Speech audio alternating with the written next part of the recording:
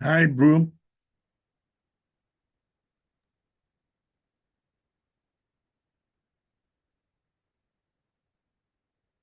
Hi. Hi, Carsten. Hi, Hi, how are hi. you, Alberto? I'm fine, and you? I'm very well, thank you. Hey, everybody. I'm in Berlin, just arrived, so I set up in my hotel room All for right. meeting. Yeah. I'm in sunny Florence. And you, Brew, where you? Cannot hear, bro. Hi, Rosalia. Hi, Alberto. Hi, everybody. I'm in Quito now. Tomorrow in Oh, Dominican Republic. Oh, all lovely. right. Yes, yes. To the elections, I'm an observer for the presidential elections tomorrow in Dominican Republic during this weekend. Uh-huh.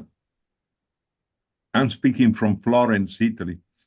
Oh, Beautiful city. yeah, Beautiful. you Yes. won. You won. Yeah, that's one of my favorites. Oh, next time you come, both of you, Yeah. let me invite you to lunch or dinner in a beautiful plaza Fantastic. near Thank where I you. was born. Don't say twice. I will You Was were go. here, born, but you were born. Where were you born, Alberto? actually 300 meters from where I live nowadays, Oh, in really? Florence, in Florence, Yeah, in the old part of Florence. yeah. Yeah, fantastic. If you know Florence, near Pitti Plaza, Yeah, Boboli yeah, yeah, Garden, yeah, yeah. the old bridge. Beautiful, beautiful city. Absolutely. Well, Brew was here until a moment ago. We couldn't hear him. I hope Yeah, he's getting, he's still if here, he but needs we some cannot hear assistance. him. Right. Brew, if you hear us, you might ask for assistance. Um, if, uh, you hear us? Apparently, he's not hearing also. Are you hearing? Yes. Bru- Yes, yes, yes. Hi. Hi.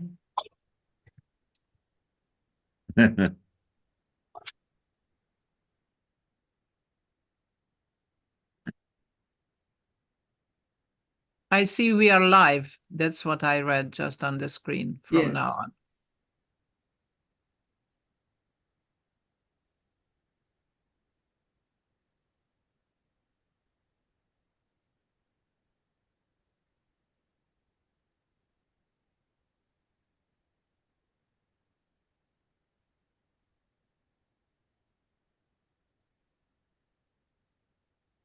I probably cannot be until the end because I have an interview.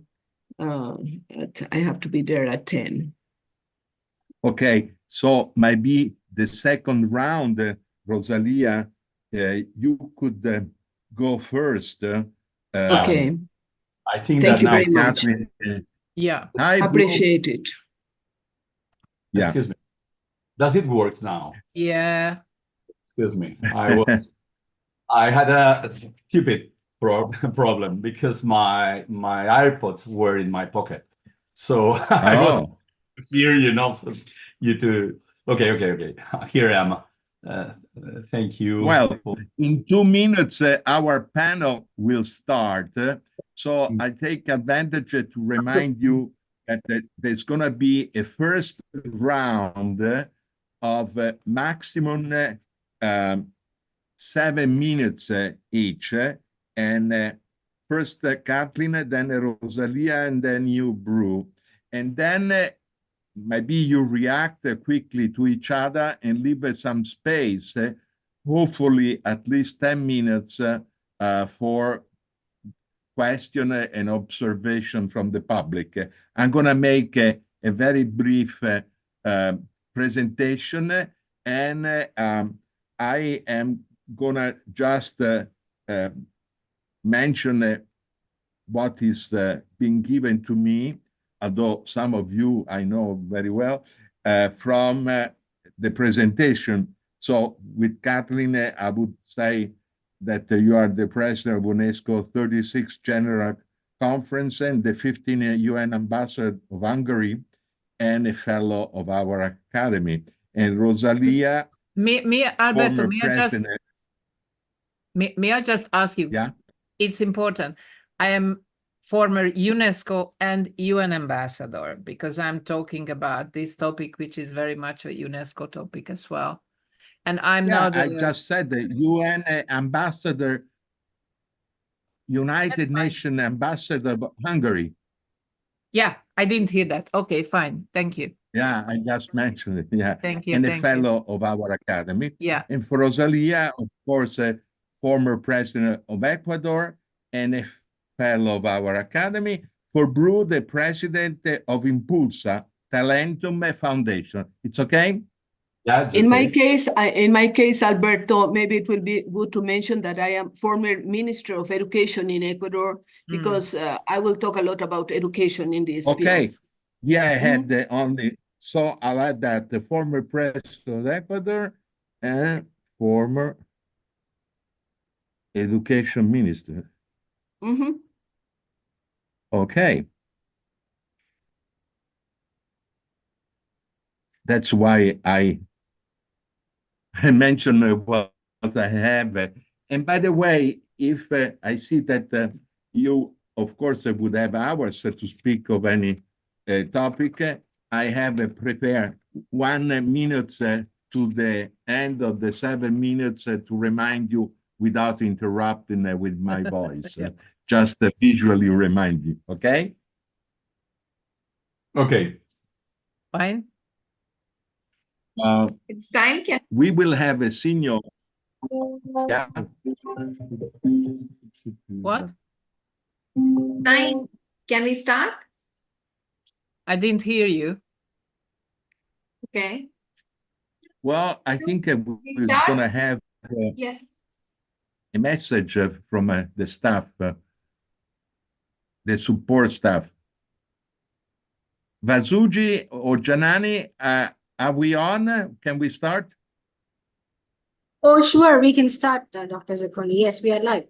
We're ready to go. Thank you very much. Okay, good afternoon or evening, depending where you are in the world. And this is a panel basically addressing, with the 50 minutes that we have, the issue how creativity and genius are facilitated or hampered. And especially we'll ask to our distinguished panelists what they think can facilitate the actualization of human potentiality and especially genius, but creativity. Basically, I am a psychologist and a sociology of knowledge aficionado. And so we know that the basic tenets of the sociology of knowledge is that reality is a social construction. So we know that in the world, there are unfortunately too many ways in which creativity is hampered and destroyed. Some are gruesome, well known. The oppression of women. In some countries, is even forbidden to learn to read. I'm reminded of Pol Pot, Cambodia, to create the new man. They would kill people with glasses because men with glasses, a woman with glasses, can read, an intellectual, can think with his own mind. Of course, I'm reminded also of famous scientists like our fellow, World Academy fellow, Abraham Maslow, and Carl Rogers. They studied gifted people and found some common denominator. And what they found was very, very, very interesting because gifted people had in common that they were very curious and they have a lust for learning. Also, they were not selfish. but they were very creative, but very also people-oriented. And they had often an epiphany or altered state of consciousness.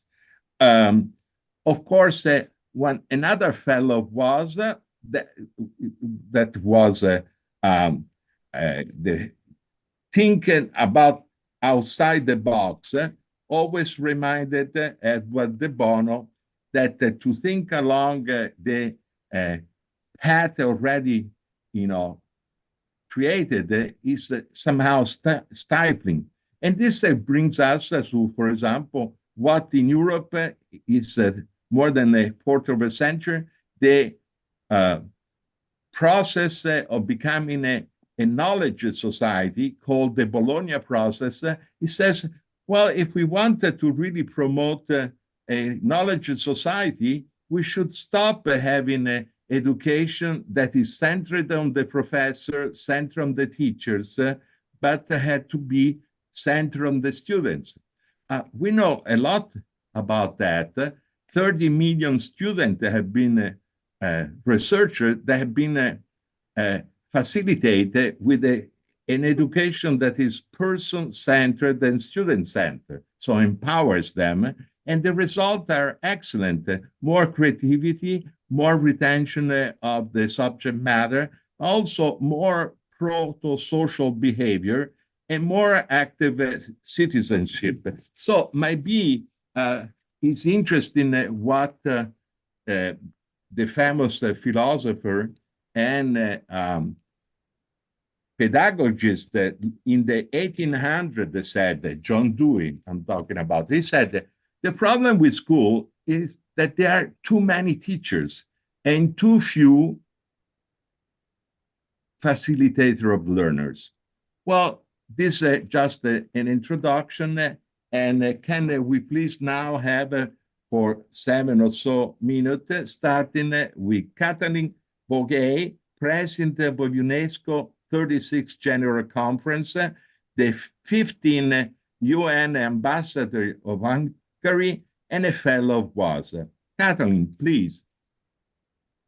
Thank you very much, Your Excellency, dear professors, Mr. Chair.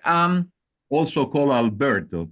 Oh, Alberto. So, because as I see, we are really amongst friends and family members here in this very distinguished organization, of which I have been member for many years, actually, since I was the president of UNESCO General Conference, and thank you for that. So I think the development of talent really requires faith and courage and cooperation. This I would like to underline, both on the part of the talented individual and on the part of the society. And talented people make themselves happier and the community richer.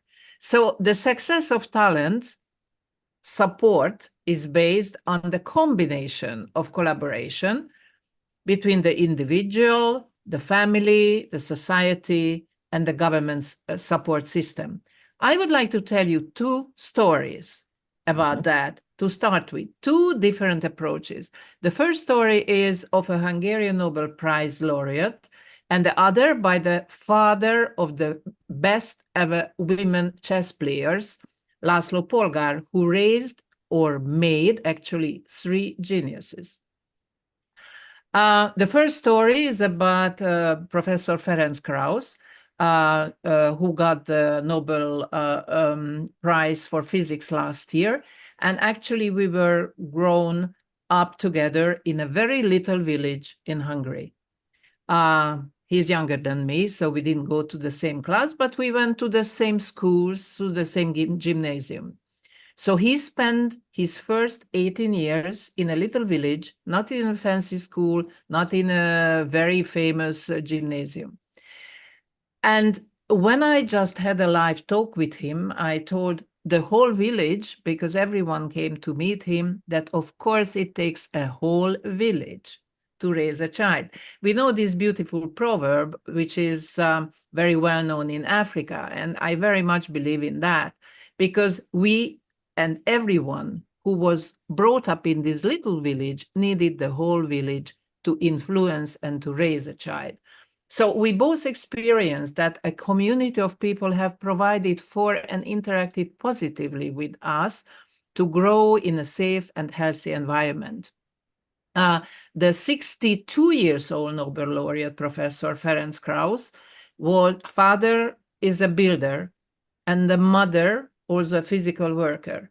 They never went to university in their family, and they really wanted to provide and support everything for the boys, for their two sons. So the little boy was taken actually by mathematics from a very early age. And instead of going to the playground, he looked deeper and deeper into his homework. And there was a teacher. He was a lucky boy because there was a teacher who recognized his talent, his eagerness. And as seeing the talent of this little boy, he spent absolutely freely extra time with him, gave him special tasks to solve, inspired him, and really lead him to a mesmerizing world of physics. So Professor Krauss always identifies his primary school teacher as the one who opened his eyes and curiosity. So the schools and the gymnasium were not only extra fancy or famous, as I said, but the persons, the teachers, are the ones who really inspired him and recognized his talent. And of course, then he went to university in Budapest, then he went to Vienna. He made his groundbreaking research in Vienna, then he went to Munich, where he works now. But instead of the start and instead of the eyes and the knowledge and really the hard work of the teacher, probably he would have not come as far as he did. And I asked him, what did your mother teach you? And then he said, she taught me be always polite, greet them, the people always nicely, and think about their human dignity because we also would like, to be thought that way. So what a great lesson it was for a little child. And I asked him, so what did your father teach you? And then he said, well, my father was actually never at home, but he taught me hard work. So actually, as a very young child, he had the mother and the father giving him a very important lesson for life, and he had the chance and luckiness to meet the right teacher. So when we are talking about the role of family and the teachers and the, I would say, mentors, recognizing the talent and lifting it up, this is what I meant under the collaboration. And of course, talent, faith, love, diligence, hard work, endurance, persistence, we all know that they are all needed to find the important feeling of the flow. Because he also told me, when I asked him, why on earth, were you so taken by the physics? He said, because by now I know that I found the flow. I found as a child the flow. This concept of flow comes also, or was named also by another Hungarian, Mihály Csikszentmihalyi, and he said that the best moments in our lives are not the passive and receptive, relaxing times, but the best moments usually occur if a person's body or mind is stretched to its limit in a voluntary effort to accomplish something difficult and worthwhile. So how do we recognize really and support the genius or the talent? And we know that our societies have been much more encouraging, for example, of athletic talents than we are of intellectual talents. Having said that, we know that these gifted students are the future. And these are the kids who have the most potential to solve the problems of the future. Now, as I said, there is another story which is a little bit different. And that story goes back to the famous family, the Polgár family. Polgár László, who was himself a teacher, raised 3 geniuses. But he did not let them go to normal school. Because he said, as Csikszentmihalyi also suggested, that to work with creative people, it means a process. It means the energy, the intelligence, and the discipline, what you have to teach them in a way. And we know that the genius, is a combination of work and luck and favorable circumstances. We know many quotes like Chaplin said that talent is nothing, discipline is everything. We know that Edison said that genius is only 1% inspiration and 99% perspiration. So this Laszlo Polgár decided to raise geniuses. He fully realized that genius is the same in his opinion as an outstanding person. An outstanding person differs on the one hand quantitatively from the average, and on the other hand they realize in society an more valuable, more original creativity. Being outstanding comes from different stages, and we can distinguish different phases of that. If we have more time, I will tell you the story how the three girls, Susan, who became the first ever woman grandmaster in chess in the world, Sophie, and Judith, who has become the first and strongest ever chess player, woman chess player in the world, did it without going to school, because their father said that in school they would lose the creativity, the discipline, and really the result, what they managed really to show to the world. Thank you very much for the first round. Thank you very much, Kathleen. Now we go to Rosalia Arteaga, former president of Ecuador and also former education minister of Ecuador and one of our fellow. Please, Rosalia. Thank you, Alberto. My best wishes to Kathleen and Bru and all of you that are sharing with us this panel. I will talk about my experience because I have several fields of working. I was a teacher when I was very young, and I teach students in the secondary school. I never teach the small kids, but I can feel the impact that a teacher can make in the students, even when they are grown. When I see all the spectrum of my students, I can feel the change that a teacher can make, for good or for bad. It is true, for good or for bad. Then I want to emphasize in good teachers and how they can impact.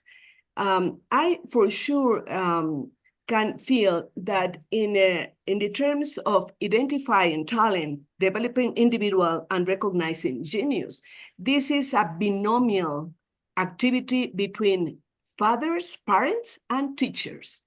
It is not easy to separate them, because if you, like a father, like a mom, can discover a special talent in your kid and you share it with the teachers, or the teachers discover something that you didn't see at the beginning in your kid, it could be a match between them. It's not easy to have those matches.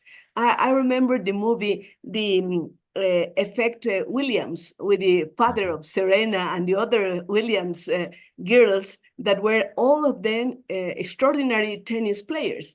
But the impulse of the father was unbelievable. He make very visible the talent that the girls had and transform them on the champions of the world, the girls. It is very impressive. The other experience that I have is that nowadays I am leading two initiatives. One, I am the president of the UNIR University, that is a Spanish university.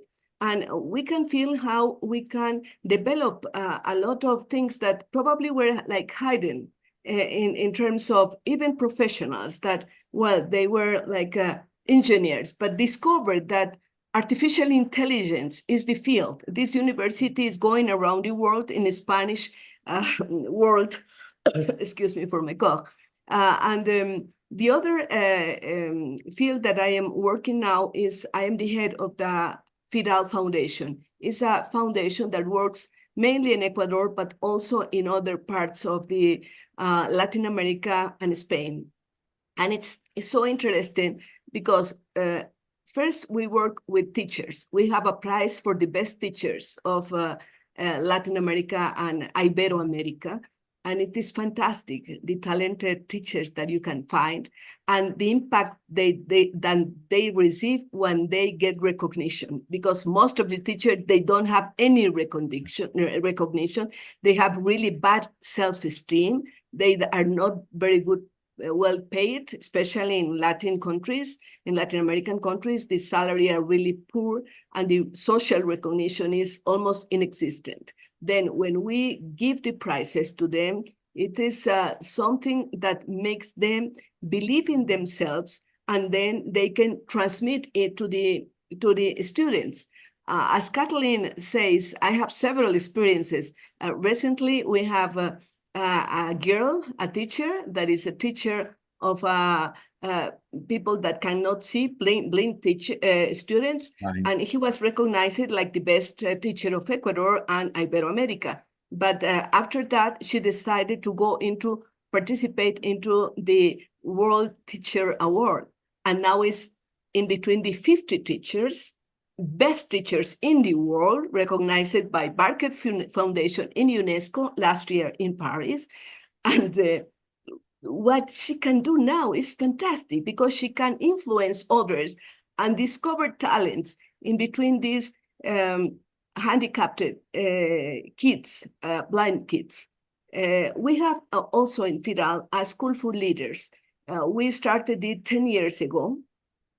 And we work with young leaders from 18 to 35. And we are making a difference during these 10 years. I'm absolutely sure, because, and I'm very enthusiastic and proud of it, because our slogan for the School of Leaders is with better Ecuadorians, we can have a better Ecuador. And of course, we feel that when they, after 6 months of being with us, working, learning, doing a lot of projects, they can make the difference. Nowadays, we have some of them like authorities, local authorities for now, not national authorities. And we have others that are dedicated to social institutions and also dedicated to business, but having ethical parameters and a basis of working in teams. We privilege a lot working together, and we get a lot of good examples of how it works. Then I put a lot of effort to finalize this first intervention in terms of team between parents and teachers, and also the impact that a good education can make to discover talents. We discovered some talents in our classes, and the idea is to expand it. I know that you, Alberto, says there are a lot of teachers, how we can make the difference between these teachers. Well, the formula of success is teaching the teachers. Teaching the teachers is probably the best investment that we can do in the world, because they are the protagonists of the process, and a good teacher make a difference, even if they don't have a good school, even if they don't have an infrastructure. I know teachers that are going through a small car, taking bricks from donation and building a sanitarium, a bath for the small kids that they don't have anything, or getting some tools or implements and improving the quality of education even in the worst conditions. That's my first round participation. Thank you. Thank you very much. And now we go to Bru Recolones, the president of Impulsa Talentum Foundation. Please, Bru. Bru, you have to unlock your mic.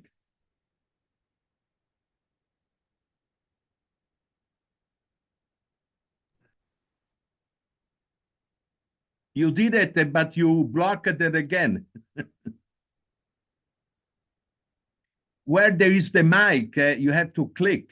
Okay. Excuse me.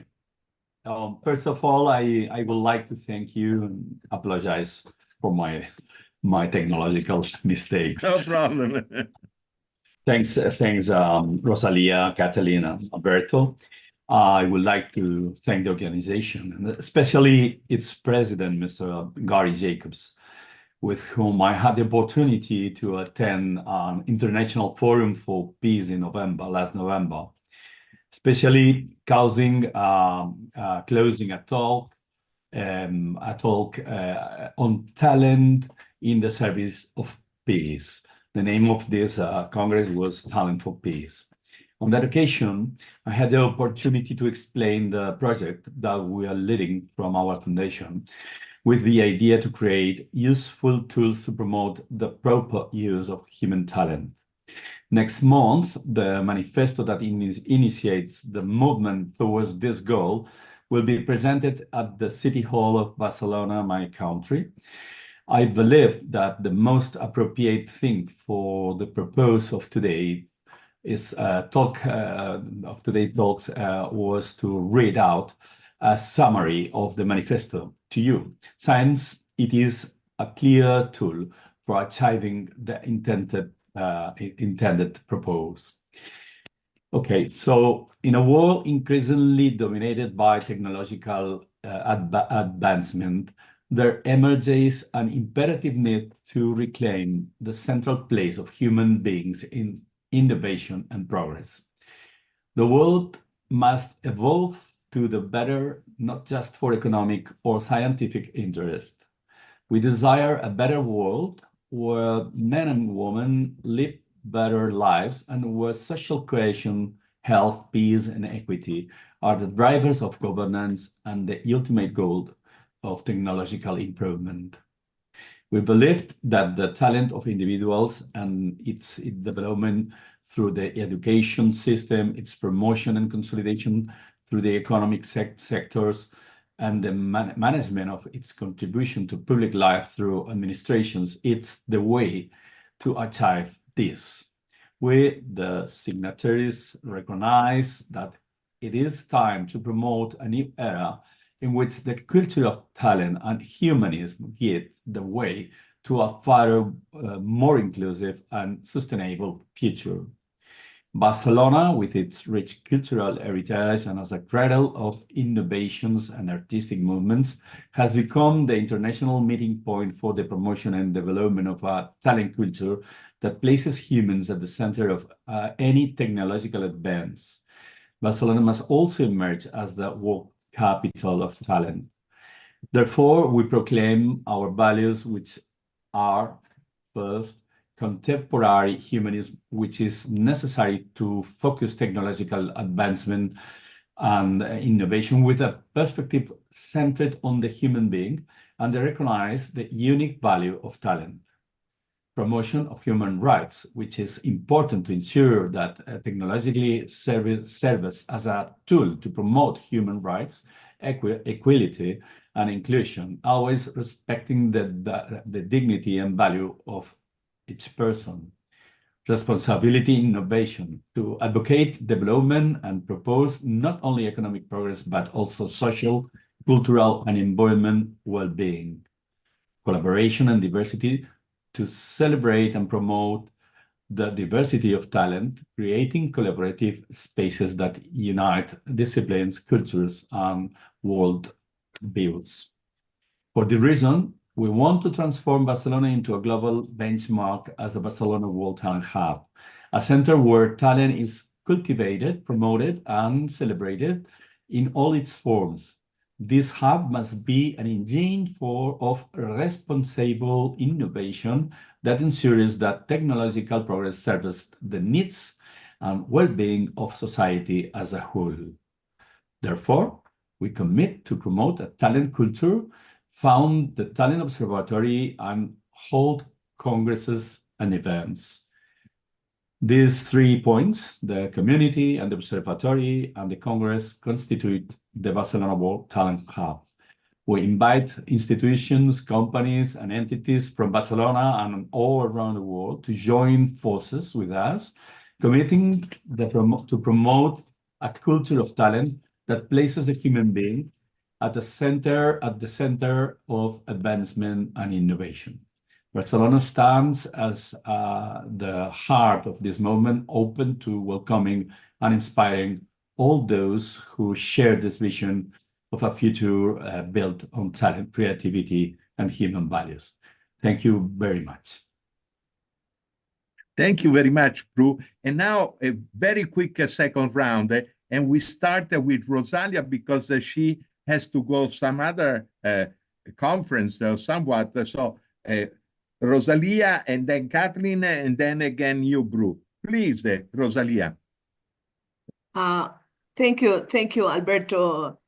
I want to emphasize in this very short second round in an issue that is known by the researchers. The 2% of the population of in the world in the different places, it doesn't matter if they are rich places, they are developed countries or non-developed countries, they are talented kids. 2% in the world, at least. The situation is that in the developed countries, the talented are recognized immediately and cultivated to grow and to have a successful life. In certain countries like mine, including my country, it is not recognized, this talented. And sometimes the parents and the teachers think that they are noisy kids, that they are bothering the others, that they are not adapting to the school. And they, some people say they are hyperkinetics, they are that and that. And finally, the kid started to be bored in classes because he is not receiving the attention that they need.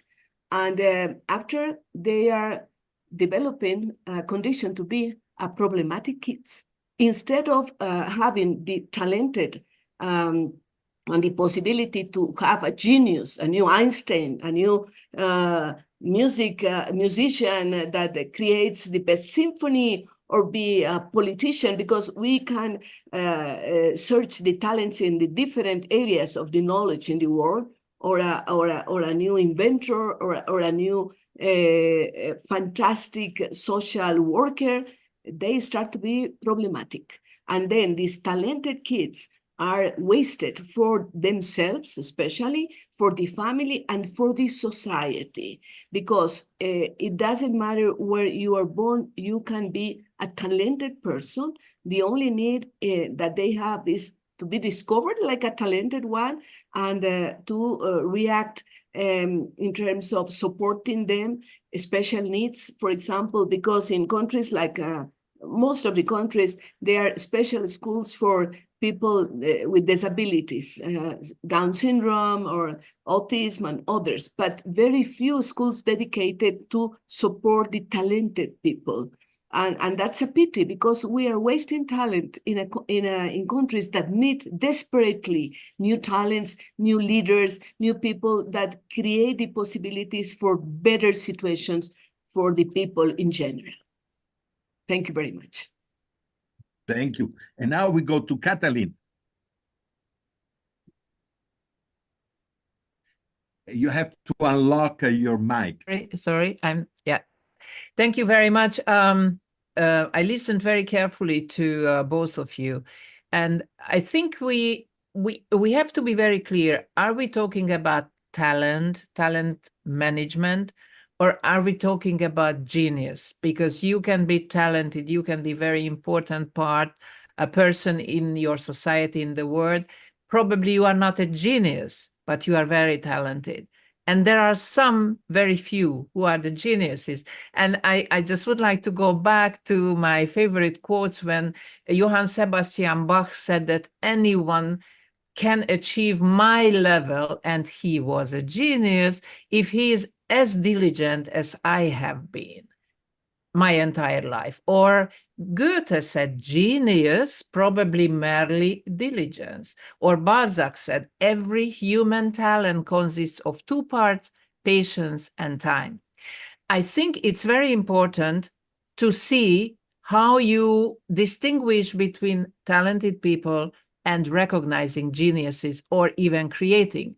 As I said, Laszlo Polgár, the father of the three genius chess players, Susan, Sophie, and Judith, he was obsessed with studying the biographies of approximately 400 great intellectuals, from Socrates to Einstein.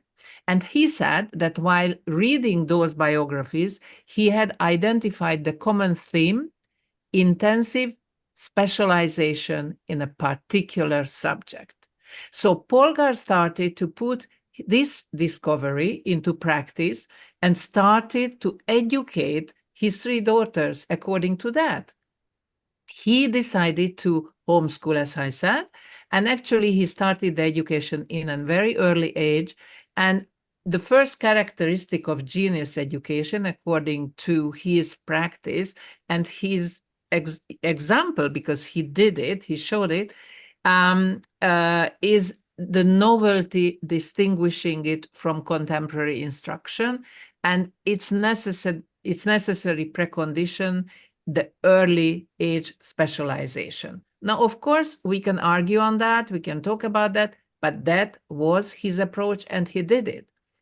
But we also have to see that there are a lot of talented students, and I would like to go to Rosalia talking about the important role of the schools and the teachers, and my example with the Hungarian Nobel Prize laureate, growing up in a village where the parents never had anything to do with science, and meeting the right person, the right teacher, really made him in a way, genius scientist later on in his life.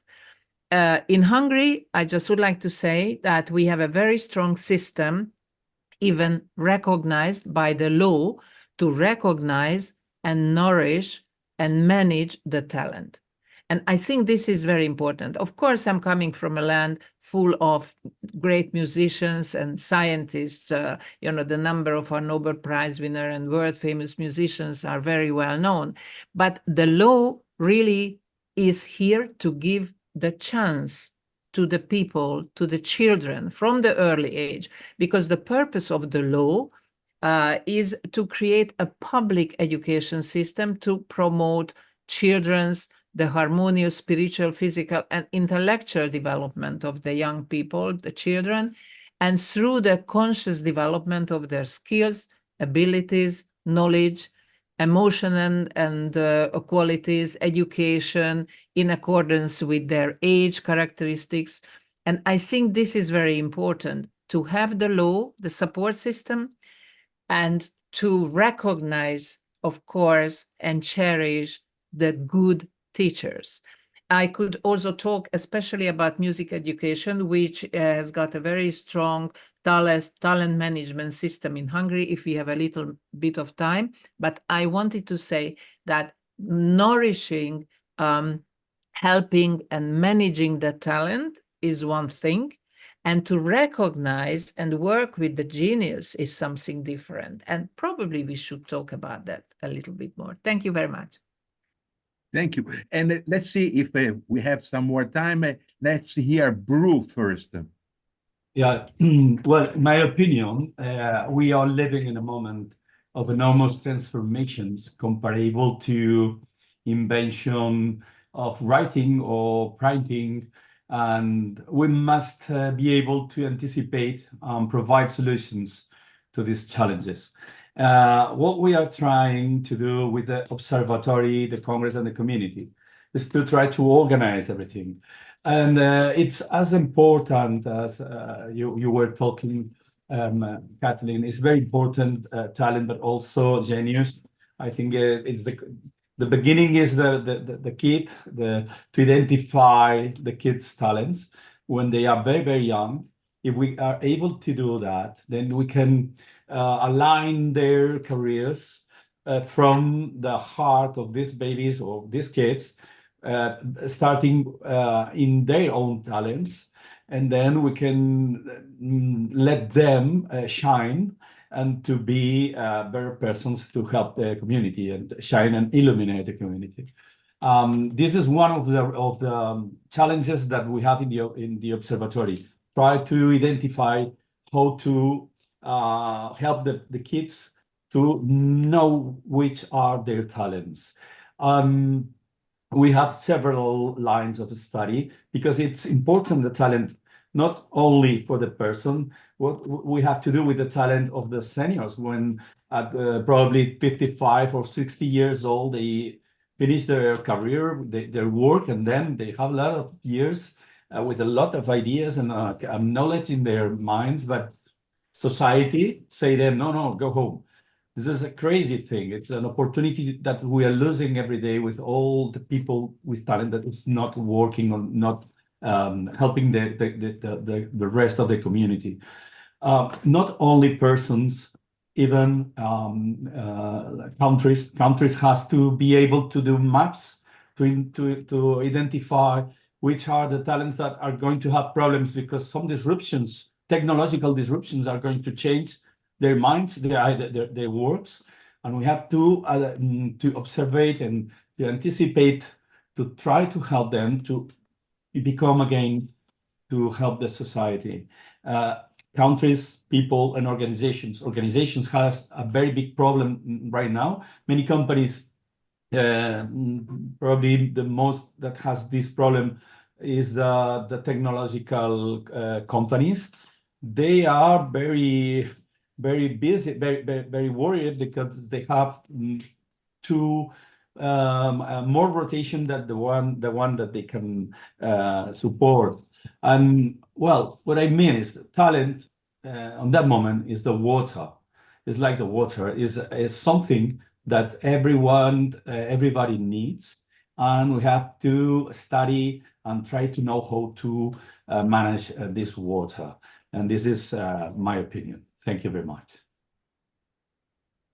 Thank you.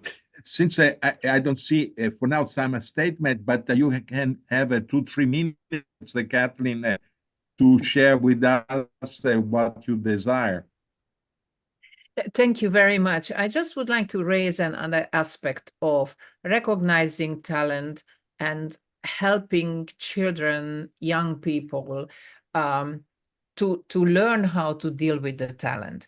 And it goes back to music and music education. It doesn't mean that you will become a musician, but for example, if you are a pianist, you have to know how to focus. You have to know how to work with your hands, how to work with your legs, how to read music, how to remember everything. And still, all that, the music is not there.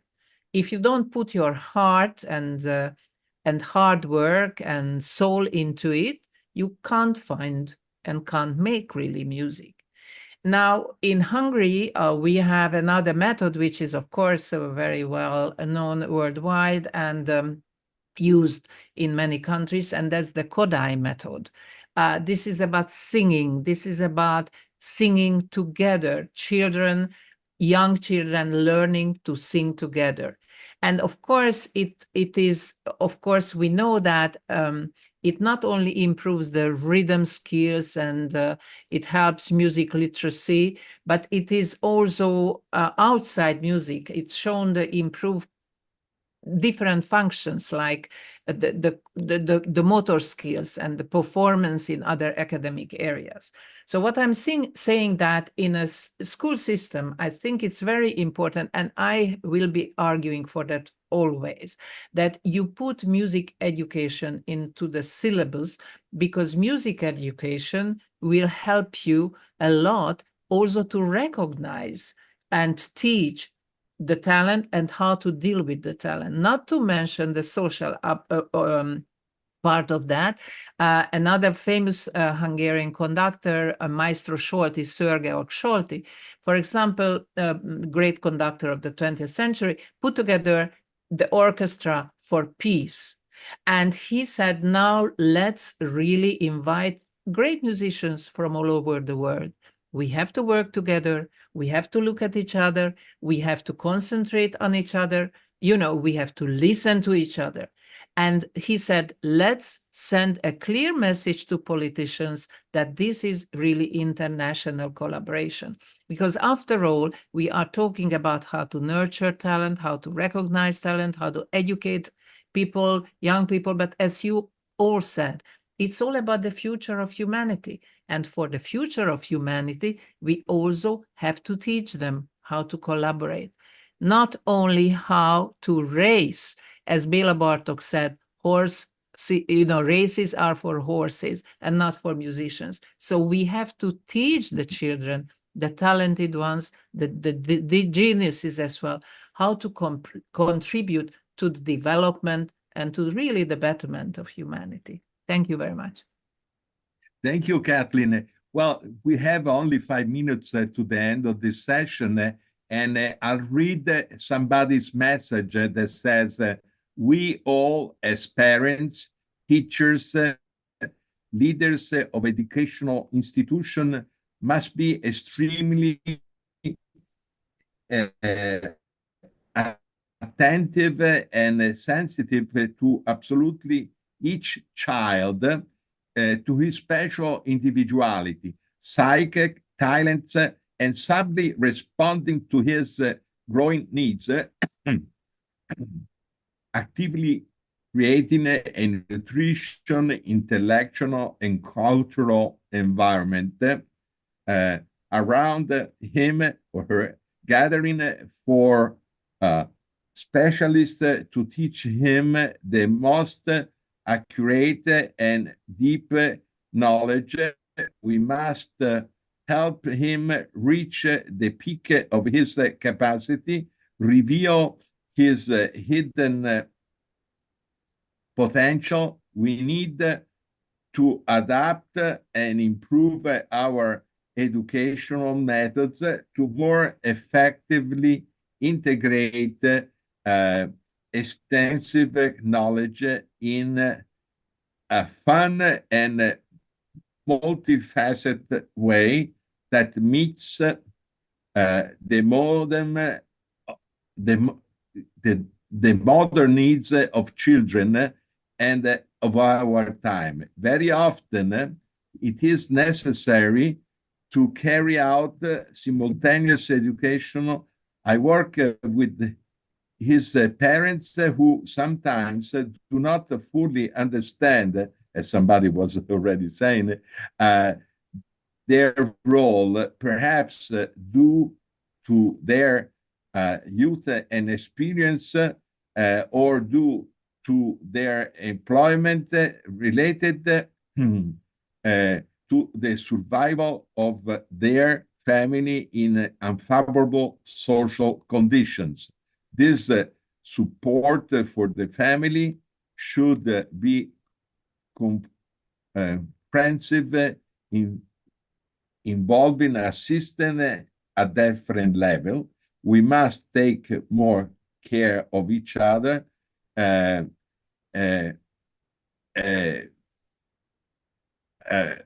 music is an aesthetic education, so necessary for persons which harmoniously develops absolutely all aspects of his personality,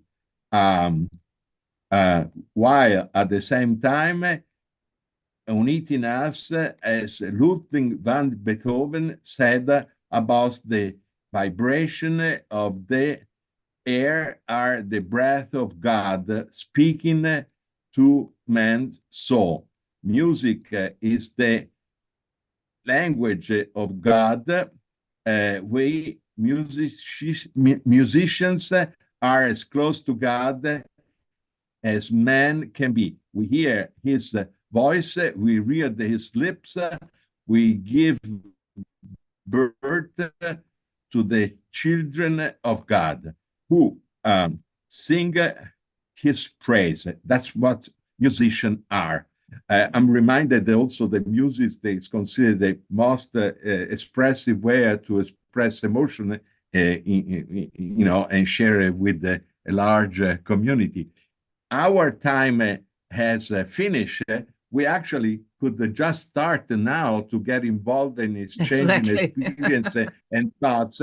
Congratulations to Barcelona, Spain, for being, diciamo, being so proud to develop the potentiality of creativity, genius, and this would probably be connected also with a prosperous society.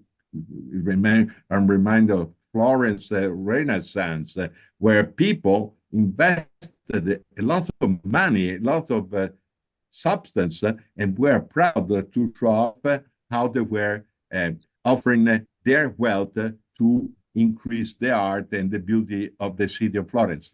I think you really contribute in a significant way to this topic. I remind you also that we have a journal where, if you want, can write a paper on what you said and have a much more space to express your views. And thank you for participating to this panel. And now, thank you to everybody that was listening. And we have our conference that continue. To all, thank you and goodbye. Thank you very much. Goodbye. Bye-bye. Thank you very much. Bye-bye. Bye-bye. Ciao, ciao. I'm going to another Ciao, session. ciao. Ciao.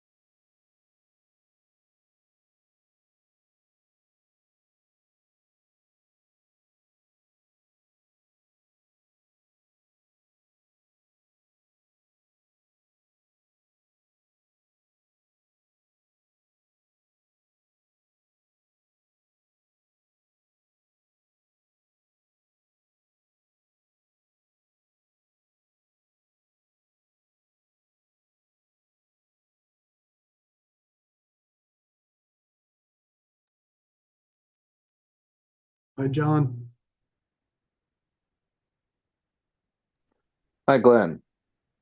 How are you doing today? Doing well. Thank you. Hopefully you are too. And I'm see we have a group here. Just if we have someone from WAAS on, just curious as to whether someone will do the intros, I should do the intros, or ask each individual panelist to do intros of themselves, which is probably the easiest.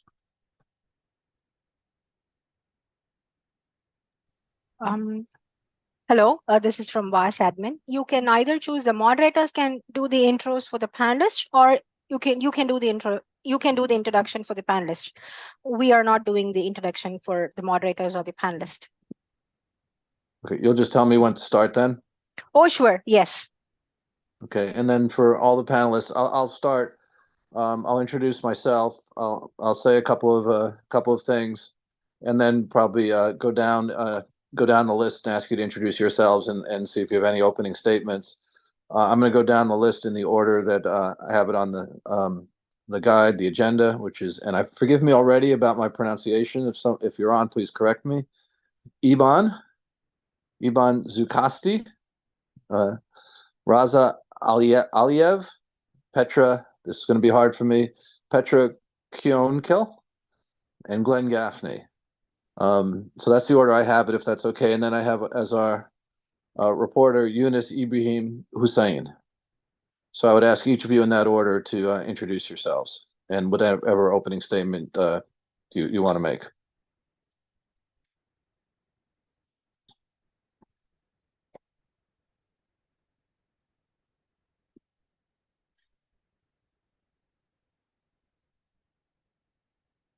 Hopefully that's okay.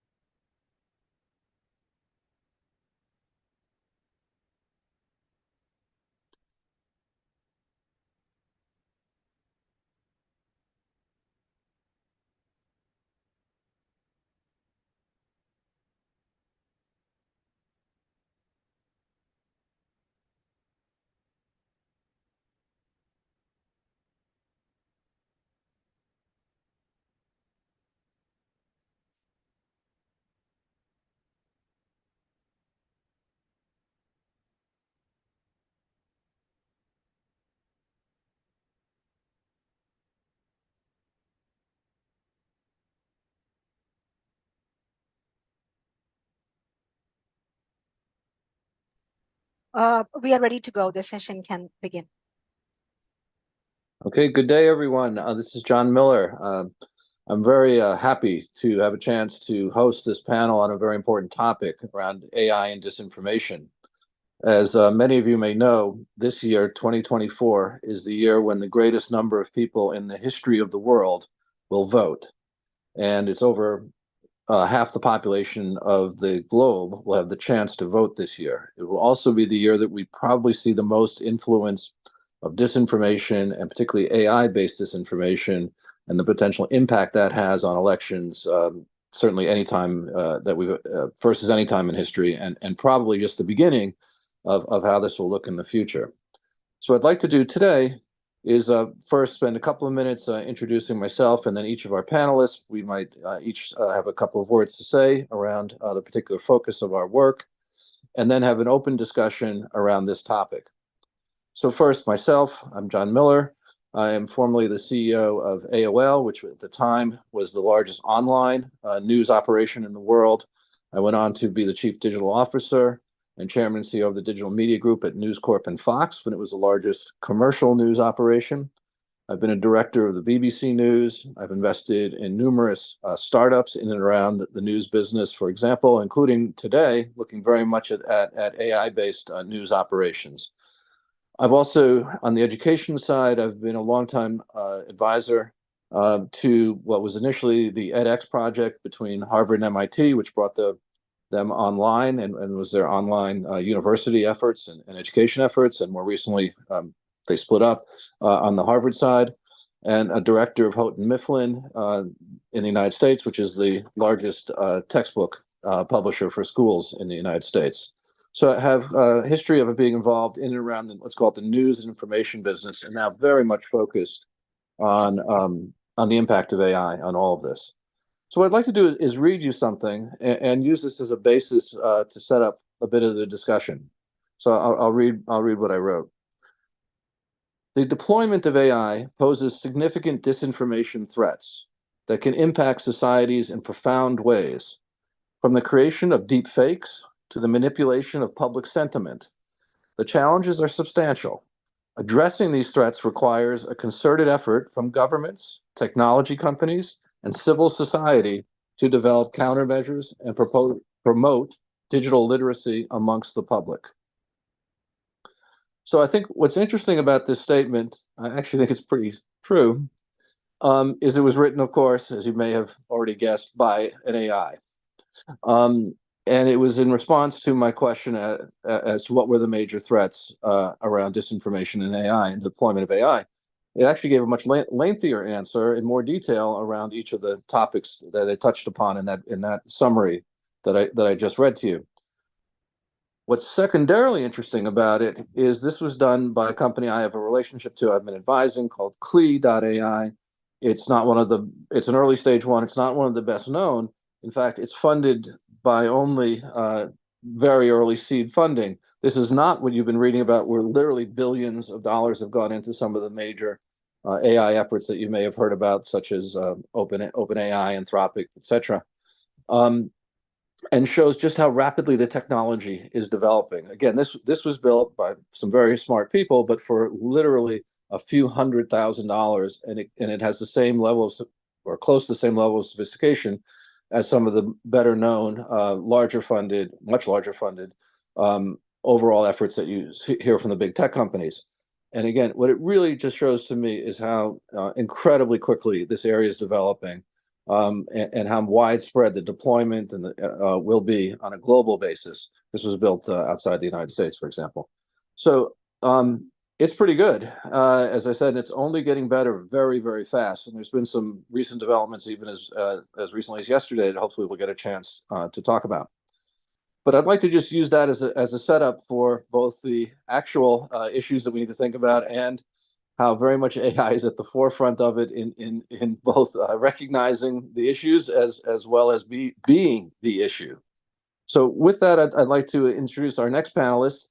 And I'm going to apologize to each of our panelists in advance around my pronunciation of their names, which will not always be perfect. So please bear with me. But our next panelist that I'd like to introduce, who can tell you a bit about his background and what they're focused on, is Iban Zoukasti. So Iban, perhaps you could intro yourself.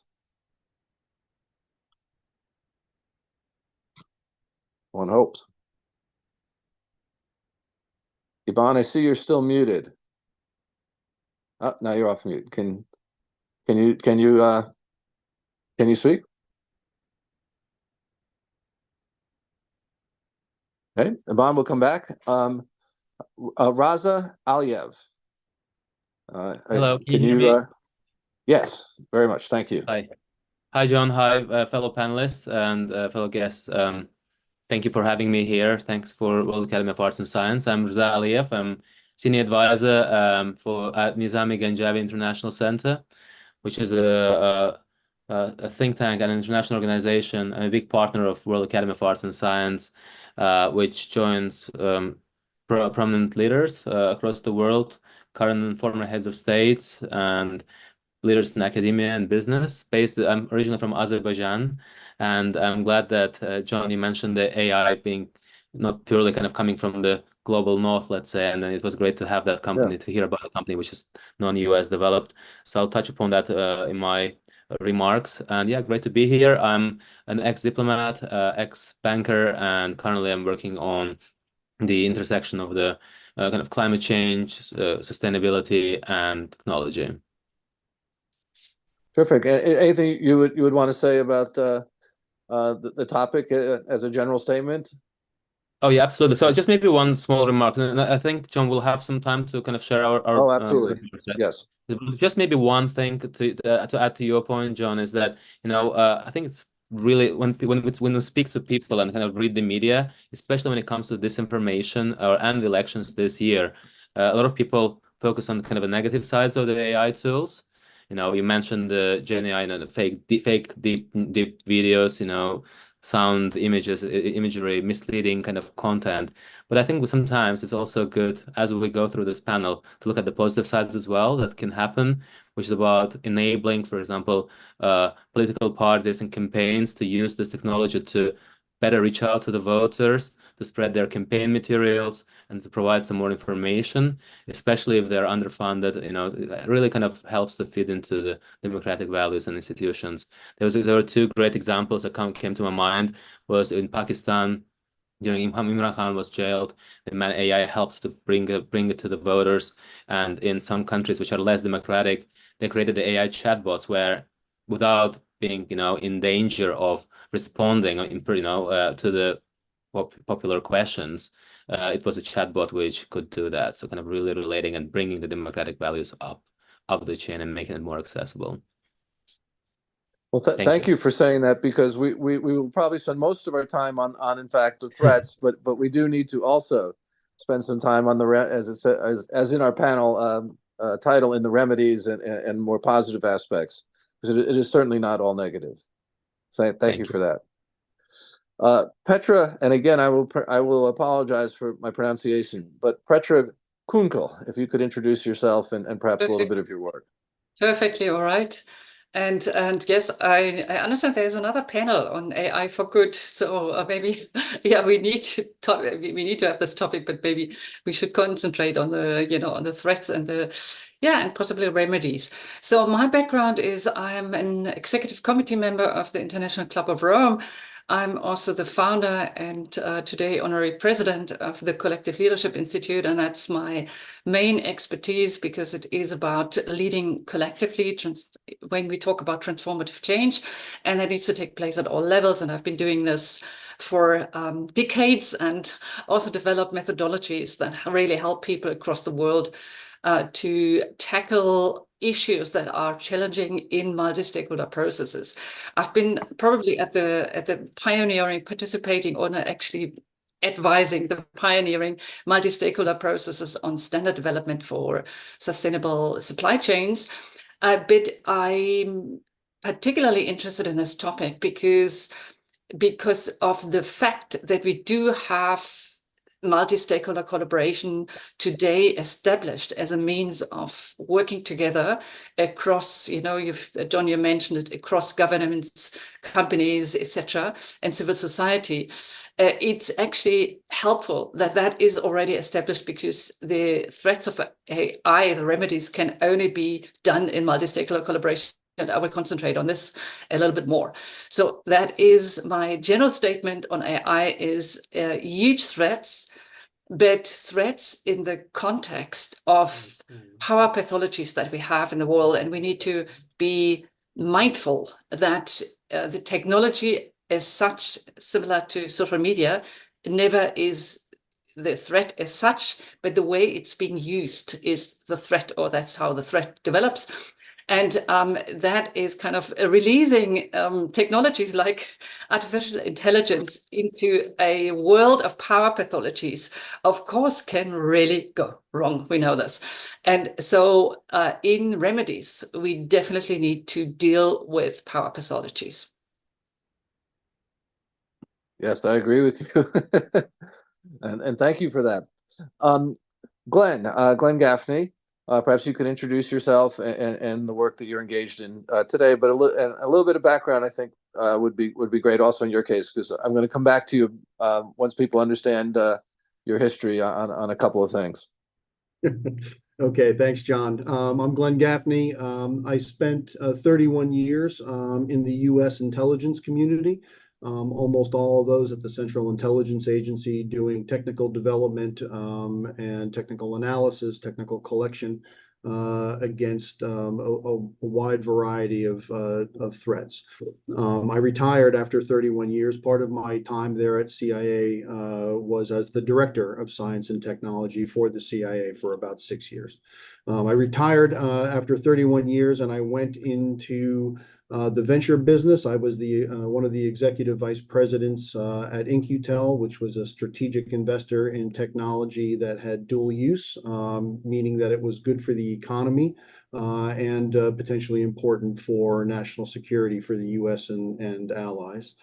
I helped develop and co-found a new not-for-profit that eventually spun out of In-Q-Tel. And that not-for-profit partnered with another one called the Noble Reach Foundation, where we are focused on translating research and moving it forward into product and into new companies that can really drive and sustain the next economy. Really focused on no tech too early, and what are the key things that we feel we need to be deliberate in bringing those technologies forward. And so that's where I've most recently been serving in the Noble Reach Foundation, as well as providing some technical consulting in a number of different areas, boards and what have you. I think my opening statement, I think, is really about speed and spread. What I see that used to be perhaps the sole purview of a handful of high-tech nation states in terms of the ability to develop technologies and use technologies, both in the development and the prosecution of things that we would classify as deep fakes today, but also the technology for the detection and understanding of those deep fakes. That's all changed. Not only is this technology widespread, it is easily affordable. There's a low cost of entry into the business. It is incredibly good in terms of the quality of it. The volume and the speed of which it has grown and continues to grow is astounding. Just a year or so ago, we were talking in terms of measuring audio input for understanding and developing an audio model to be something in the order of hours of recording and then developing a model and then employing a model to imitate voice. Now we're talking seconds, less or certainly minutes of recording, and for less than $10 a month for a subscription, and within a few seconds you can type things and have people say what you want them to say. The speed and the volume, it becomes a daunting task for those who wish to authenticate, verify, and counter. And so I think this is a huge task that's before us, both technically, but from a leadership perspective. I'm so glad Petra's here and the work that she's doing. It's an area that I'm looking forward to chatting more about. Thank you very much, Glenn. As I say, I think I may come back to you shortly, and you touched upon one of the key topics, which is how do we know what we're seeing or hearing? And I'll come back to that. But Ivan, we skipped over you. If you're there, it'd be great if you could introduce yourself. I see you in the participant list, so hopefully it's working. Sure. Thank you, John. Can you hear me? Good. Yes, good. Yes, I had a problem with my microphone and the team was arranging that. Thank you for the invitation. It's a great pleasure to be here exchanging our views on this important issue. I'm the director in Prospectica, the European Institute for Future Studies and Strategy, and the deputy director at the Millennium Project, the largest futures network worldwide today. So it's more than 70 nodes all around the world, connecting local views with global views on what we call the global challenges. And one of them, it's right now this technological disruption, and very important for us, the transition from what we call current artificial narrow intelligence into future artificial general intelligence.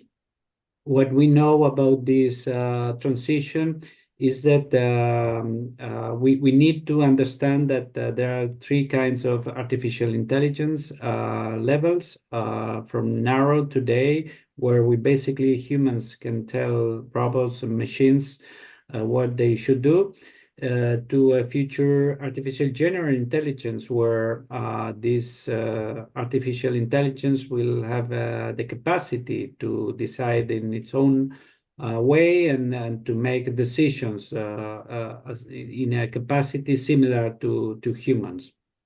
So this general intelligence is expected to be able to address novel problems without pre-programming, initiate searches for information worldwide, use sensors and the Internet of Things to learn, make phone calls and interview people, and so on and so on. So the question is, AGI, this future AGI, will make the combination between organized crime, terrorism, corruption, and information warfare an illusion, and making democracy and free markets something that we may lost in the future.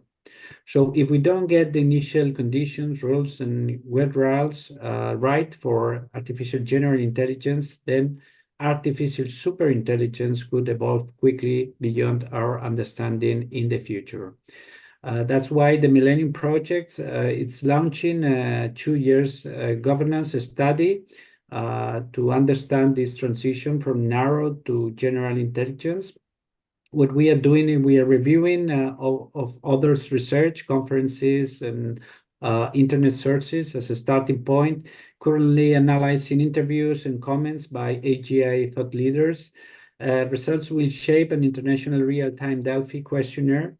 Then we will follow with the idea to construct alternative scenarios of different global governance models. Its scenarios will be submitted to a second RTD Delphi improvement, and final scenarios distributed and translated through the Millennium Project nodes around the world. So that's the whole idea, and we hope we can share soon the outcomes of this important research on future artificial general intelligence and the role this can make on this future of disinformation and related threats. Ivan, thank you very much for that. It raises so many questions and topics, and we'll come back to some of them. But at the very, very least, it makes it clear we're only just getting started on this journey of understanding the power of AI, both in its narrow form as we see today, and its more broad form that will develop over time as AGI, which is very daunting to think all the way through. And applaud you and the people involved trying to get a handle on that before it's upon us, and we can only be reactive at that point. So what I'd like, thank you everybody for introducing yourselves. What I'd like to do is start with a few questions. I'll probably ask someone to be the first respondent, but would then love people just to come in and say what they might think about that the topic. And we'll get to both some of the things that everyone touched upon in their intros, as well as where this can all head, and as Ivan is working so hard on.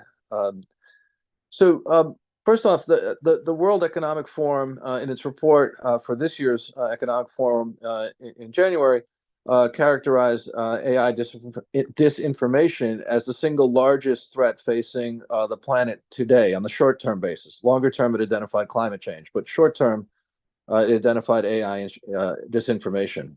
With that in mind, and turning to you, Glenn, you spent a very large part of your career trying to understand truth in uncertain conditions, and trying to determine in your intelligence work how to actually discern truth.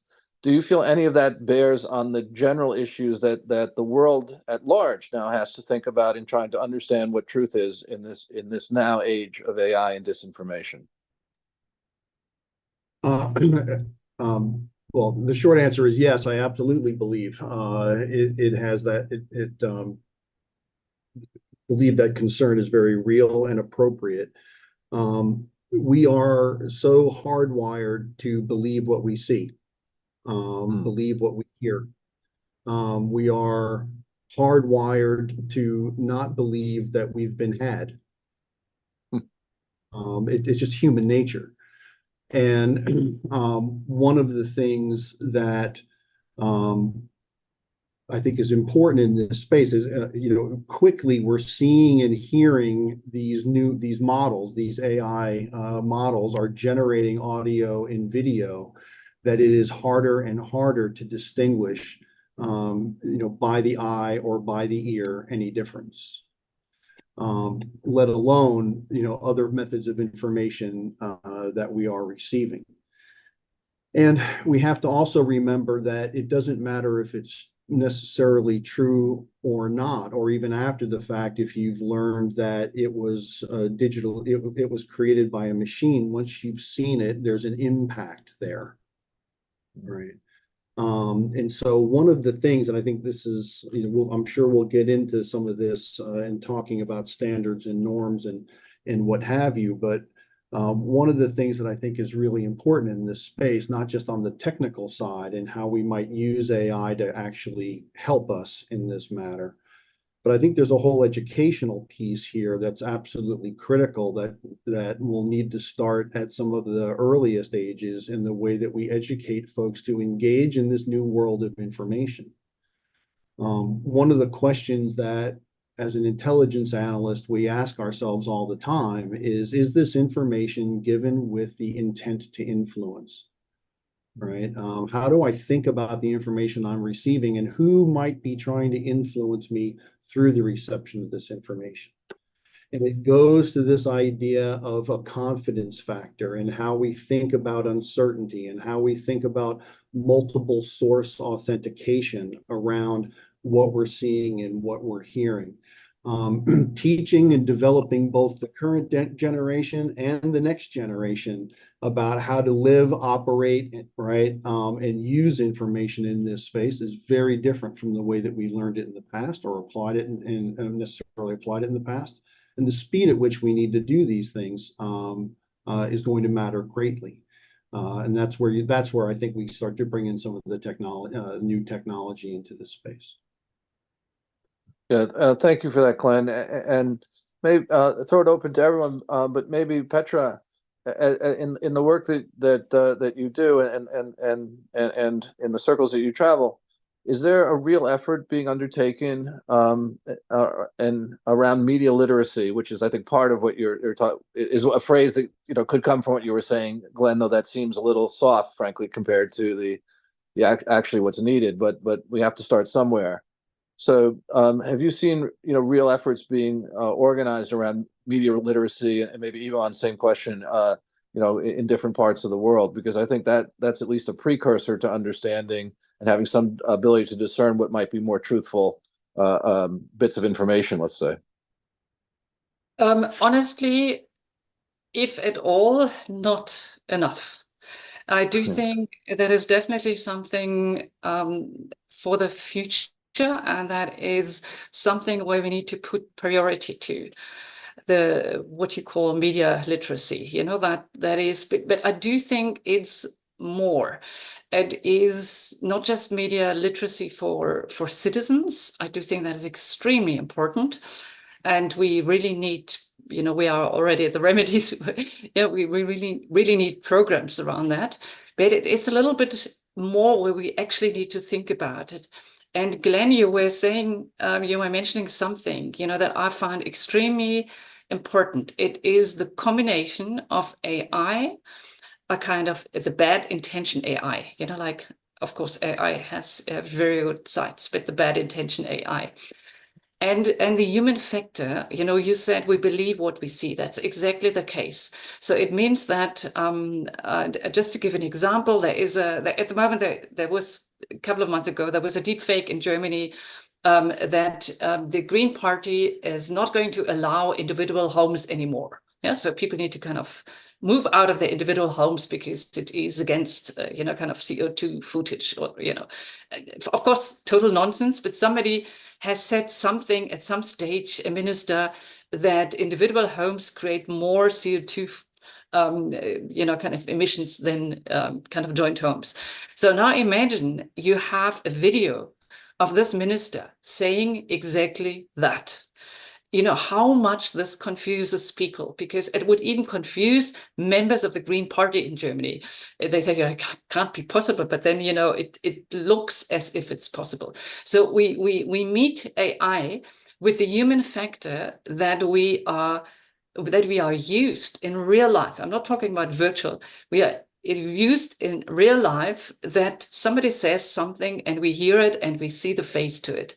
And now we've moved to Zoom, as we are in Zoom, and at the moment we all believe that, you believe that I'm talking, I am talking I'm saying what I'm saying here, but we don't know, with AI, we don't know anymore. And so this means that there is a huge confidence and trust issue. And that could be partly, of course, counteracted, by good media literacy.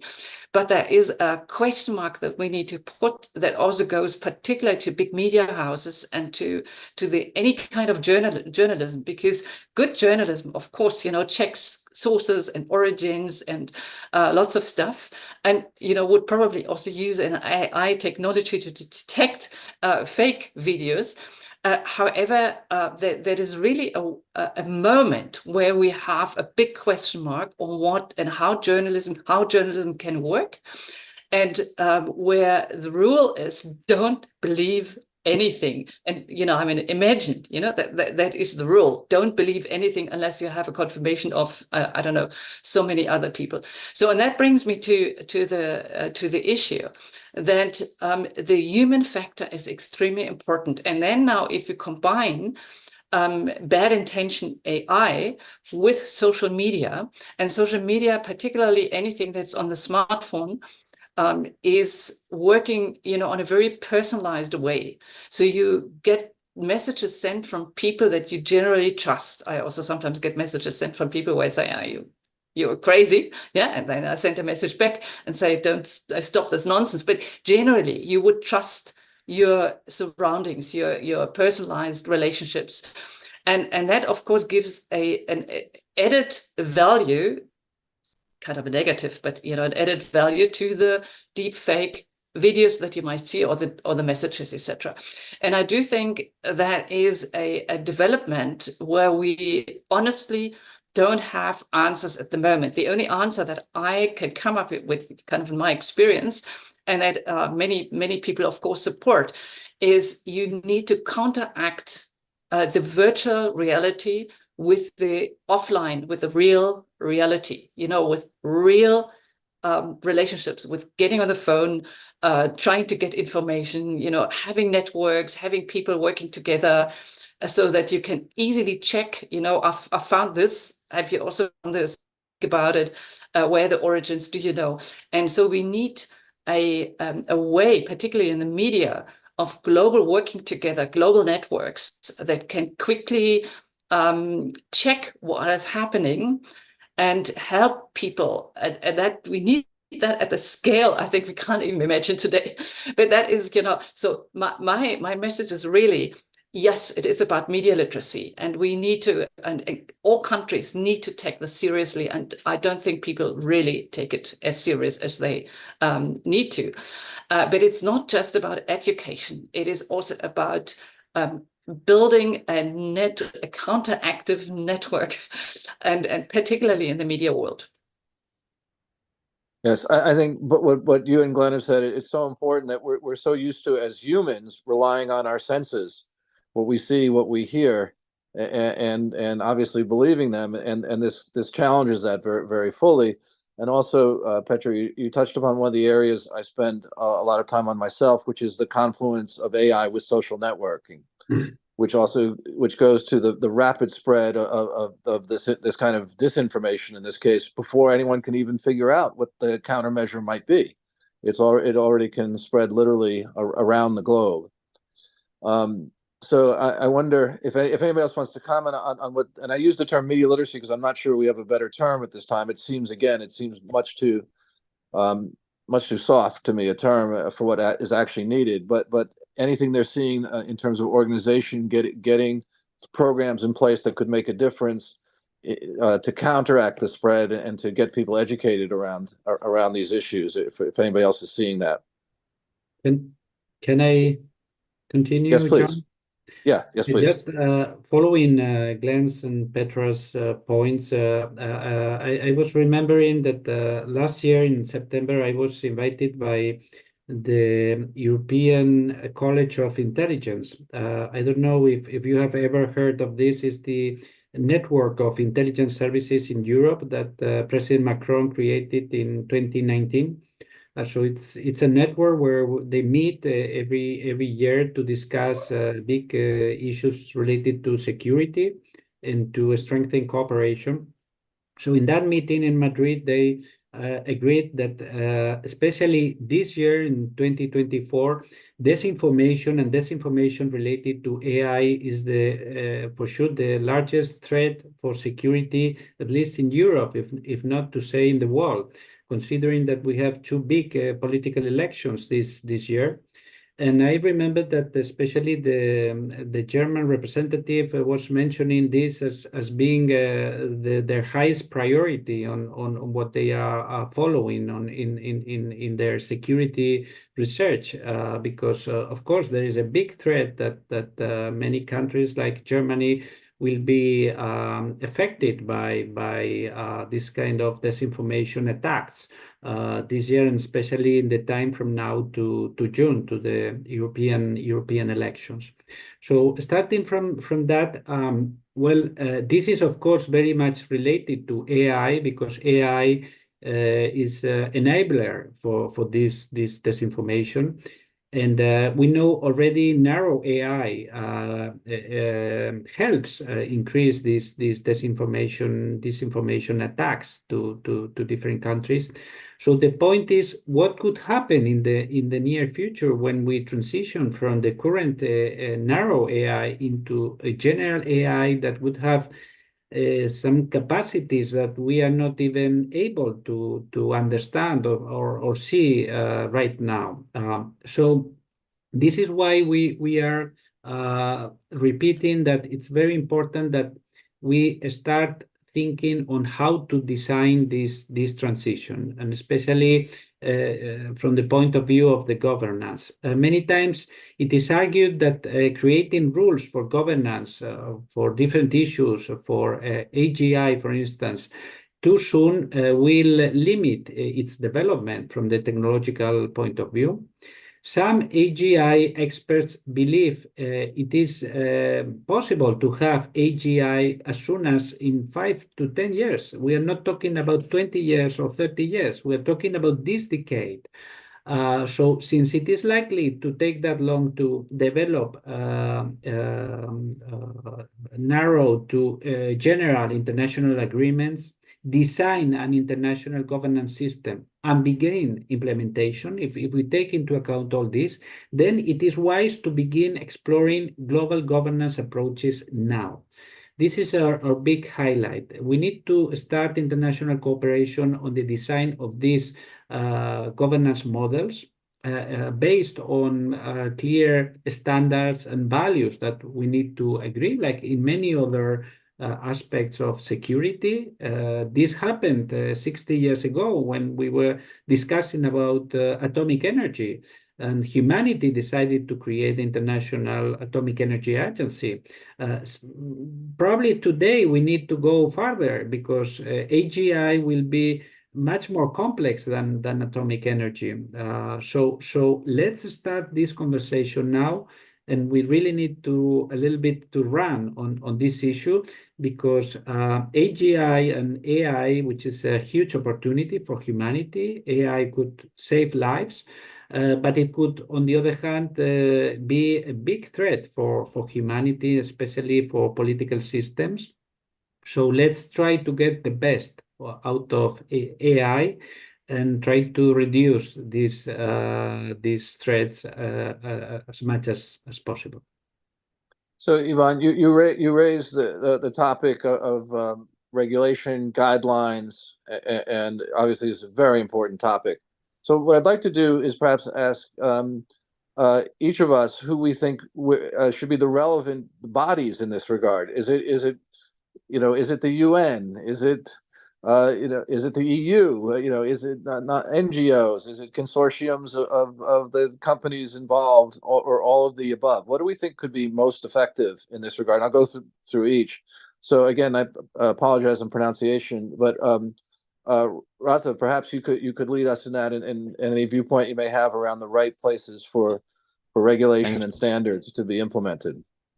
Absolutely. No, thanks, John, and thanks for great insights from all of the fellow panelists. And following on Ivan's kind of call for action for the global governance, I think, and answering your question, John, but I think it's extremely important that the AI governance is not dominated by the global minority, right? So let's not repeat the mistakes that we've done previously when we're not considering the needs of the global south, of the underrepresented communities, etc., which now we can see we see the results of that, be it with the big movements like environmental justice from the climate perspective, etc. With AI, especially being a data-driven concept, we need to make sure that the global inequalities are not in that imbalanced risk.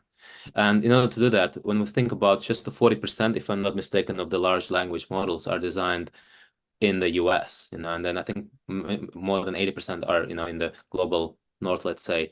Some of the global south faces some very unique difficulties and challenges in developing and utilizing the AI. For example, there's limited just access to the electricity, just to go to the internet and train the data. There is the compilation resources. There is not much of the digital infrastructure which is there. So a lot of people, the workforce that we see, in Africa, especially in India, who are trained a bit more in the AI, they are leaving the country, for a much better paid world. They have much more lucrative opportunities. So I think kind of keeping that and at the same time giving, maybe from the AI perspective, from the LLM, so large language models perspective, sometimes they just do not work in the global south. So maybe moving to the smaller language models, which take into consideration the local specificities, is even better, takes a bit less resources. But I think one other thing to focus on is the fact that we already have seen the results that the AI is not the best judge, right? So especially when it comes to the disinformation, when it comes to making decisions, it can be racist. We've seen in OpenAI, I think, already accepted that AI tools can be racist in many, many places. But most importantly, John, answering your question, right, I think it's really important to bring the governments in, giving these opportunities, having the accessibility and openness to the governments, to the teams on the ground, to be able to train those models, large language models, to put the data in, but at the same time, preventing the risk of too much putting the data there, so to harm the privacy. If you put too much data of all the characteristics of the consumers or the cultural bits and bobs of things into the AI data set, it can actually then bring some insights which very easily could be commercialized by the big tech, capitalist companies, and at the same time used for the wrong reasons during the election campaigns. So There are some positive changes in the global governance. I think it was during the Munich Security Conference that there was a big top 20 the tech companies, including Microsoft, OpenAI, TikTok, made a pledge to work together. I think it's called the AI Elections Pledge, Elections Accord. And I think the basis is there for the first start, but then it's very important to keep not only, especially as we come to the global governance of AI and AGI, as one mentioned, to make sure that it's not just the big tech driven or global north driven governance in the future. It's a very important point you raise, and also I wonder how, with a lot of the companies, the large companies being in the United States, how much how much power they want to cede, frankly, to and to whom. It'll be an interesting question because the need for regulation, at least to me, is clear, and that regulation does have to be global standards in order to be effective. So it will be interesting tension to see how that works out. Petra, maybe same question. I'm going to go around to everybody. Same question to you. Where should the governance and the standards emanate from? I think it needs to be global, yet at the same time, it also needs to be national. And I need to make the comparison.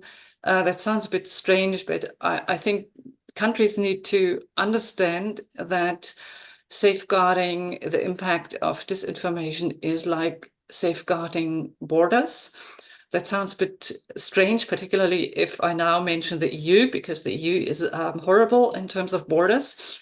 It is, if it comes to the regulatory approaches, according to the experts that I've asked, indeed the front runner. I don't know if anybody else knows what is happening in the rest of the world. No, not in the rest of the world, but in most of the world, because it's absolutely right that Europe is just a tiny fraction of the world. But what is interesting, the EU actually, number one, and these are just the beginnings of the beginnings, has a code of practice on disinformation. It's a voluntary code, but all the big companies, the big tech companies have joined. That is, I think, quite interesting, but as I said, it's a voluntary code. So it's a good way to go, but of course, one needs more. And of course, as you probably know, the EU has the Digital Operational Resilience Act for the financial sector, which is also a stepping stone in the area. And then what is called the Cybersecurity NIS2 directive.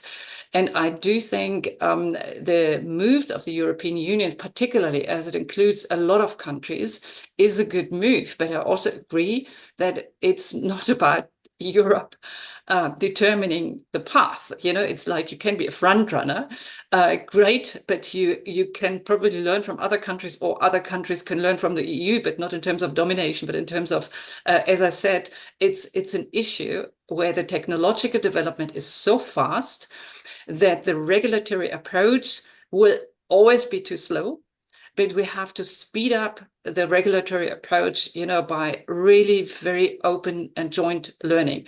And just to give an example, where this is such a huge challenge in terms of regulation, is that what I consider one of the most important threats is, what you can call bad actors, bad state actors, because we have states where the bad intention AI is used for manipulation of other countries or destabilization of other countries. And this kind of state financed kind of disinformation is really kind of very well financed, and that very powerful.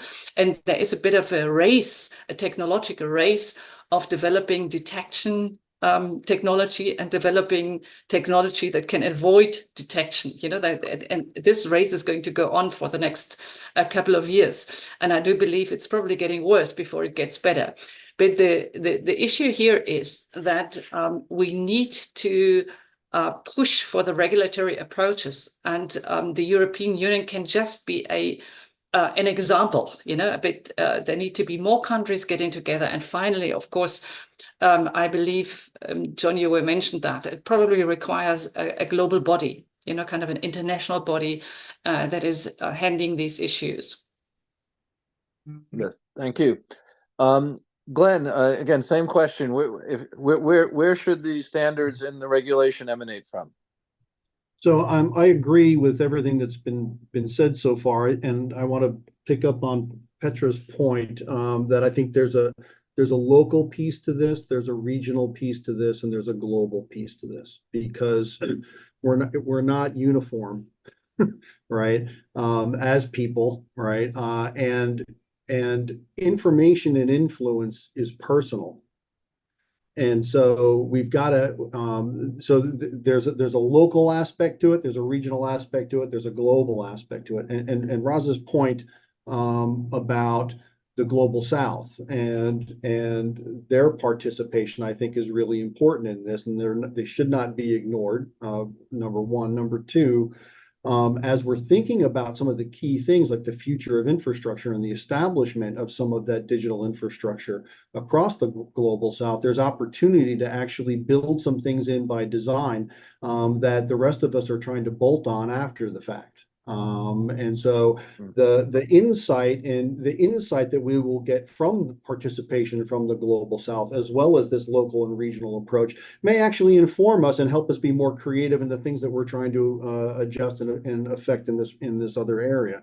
So I think those were both really strong points. I think yes, I think organizations like the ones that are represented here in this panel, but also the UN, NATO, places that are, I think, every international decision group, right, that has the opportunity or has a view on standards and norms, right, should be taking up this question around this whole area. And I would include things like, we talked about news, right? News agencies, and we talked about the ability that the need for a certain amount of dependence and corroboration, right, in that space. What does it look like if news agencies are focused on being right more than they're focused on being first? And how does that change the way that we actually validate and verify things in that space? What does it mean for the venture capital community? This is one of the things I've charged some of my venture capital colleagues with in the past.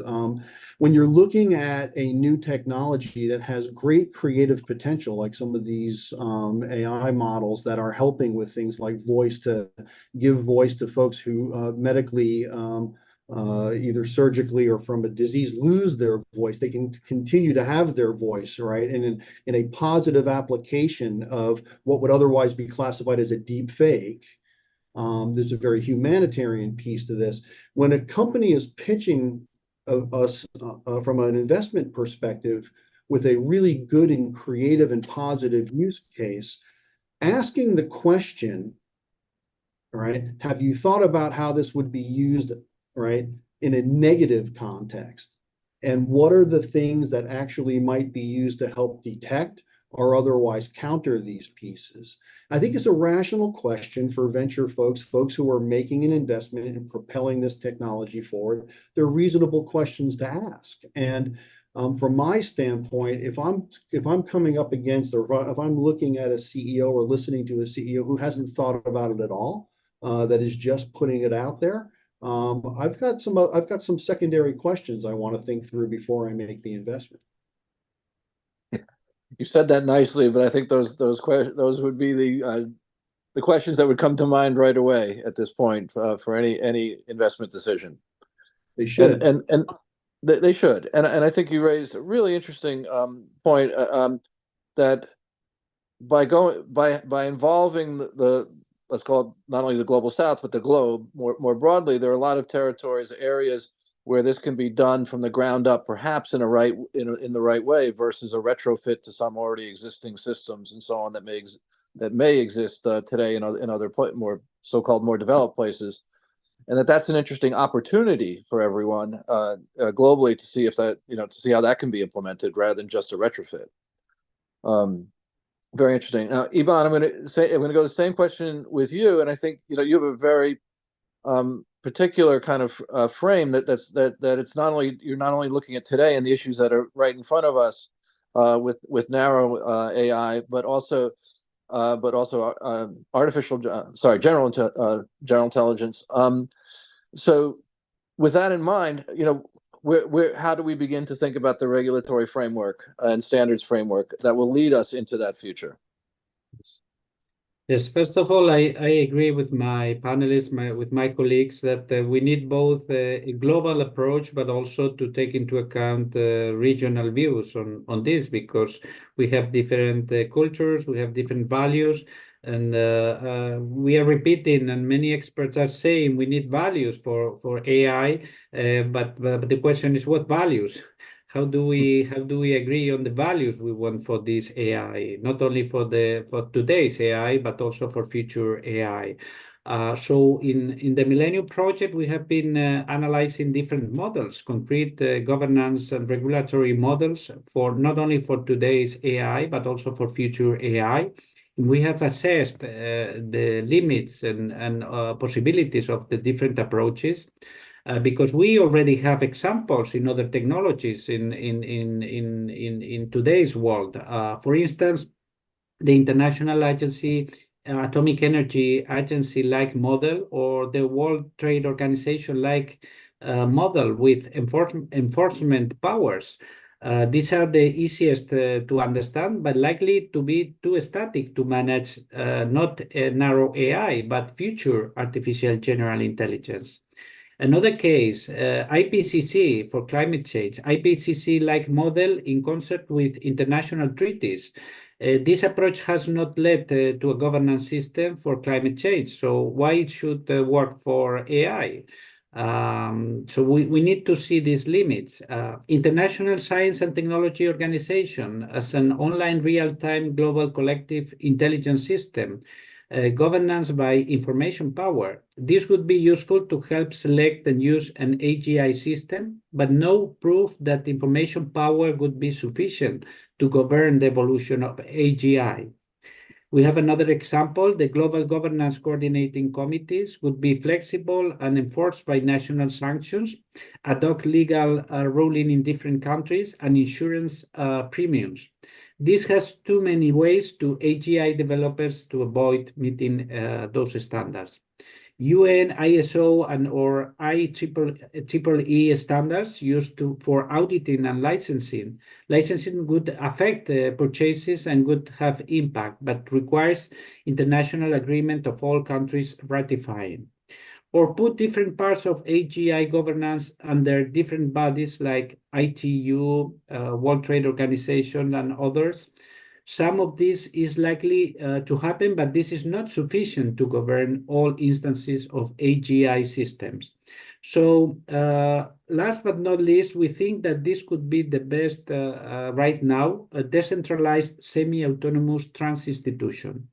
This could be the most effective, but the most difficult to establish, since both decentralized semi-autonomous organizations and trans-institutions are new concepts. And of course, we consider the Millennium Project to be also a trans-institution that needs to create a cooperation between different governments, corporations, academia, research world, and so on. So the point is, let's start now to create this cooperation on different alternatives for designing these governance models. And let's keep in mind that we need not only to address current AI, but future artificial general intelligence. And last, I would like to say that my colleagues, Mariana Todorova and our CEO, Jerome Glenn, will be speaking on this also tomorrow in another session of this conference. And it will require more than a few sessions to get from here to there in terms of the governance. So that's good. That's very good. Now, I wanted to, and thank you all for that. I wanted to sort of take almost a counterpoint. A presumption of this panel, and I would say my own feelings are, if anything, we perhaps have understated the threat of AI and disinformation, particularly because, as I started, this is the largest election year in the history of the planet. But I wanted to see if there was a counterpoint to that. So I went back to CLI AI and I asked the following question. is the threat from AI-based disinformation overstated in most policy and political discourse? The answer I got was, while AI-based disinformation represents a growing concern to the extent and an existent threat, it may be nuanced. The effectiveness of AI is not absolute, and there are increasing efforts to investigate its impact. Therefore, while the threat is real, it may be overstated in some policy discourse without considering the broader context and the efficiency and effectiveness of countermeasures. So it's a very balanced response in terms of saying perhaps it's not all as bad as we think, or some of us think, I should say, and that there will be effective, as it said here, countermeasures put in place. So I'd be interested in terms of each of you and kind of how optimistic you are about the ability for the world to react to in the ways that may be needed here. And perhaps we can go back through. Raza, would you mind starting us off on that one? Thanks, John. And I really like the responses that you've been asking and getting. Yeah, and I think, AI is kind of, well, when I talk to the engineers and I say that AI is new, they say, no, come on, machine learning has been there for ages, right? But when I look at it from I think what Glenn mentioned, the spread and the speed, I think you mentioned, right? That's something which is really new and scary. There have always been bad people out there who, be it their AI, be no AI, they were trying to either take an advantage, change the pathway on various levels. There was a very interesting question by Hitachi Kothari about how do I identify on an individual level the AI disinformation. And the moment when it touches you, I mean, when it touches the governments, and being popularized by recent fake news awareness, it is a bit different. It's far away. I have some friends who I live in London who are here, Ukrainian refugees, and their mothers, their kids are in Ukraine, right, fighting in the front. They received the voice call from their sons asking for money, saying, Mother, I need money right now because I need to, I'm starving. And it wasn't them. So what does the mother do, right? So do you call back that number? You don't have it. So we're living in a very polarized, very dangerous world. And bad people will always try to take advantage of that on various levels, be it regional, elections, etc. So I think what Petra was saying about the trust, do not trust almost. If you trust, check and then trust. I think it's very important. It is sad, but it's important that as we're going forward with the AI, with the overall new world, which is more divided than ever, and it's much easier to fake stuff.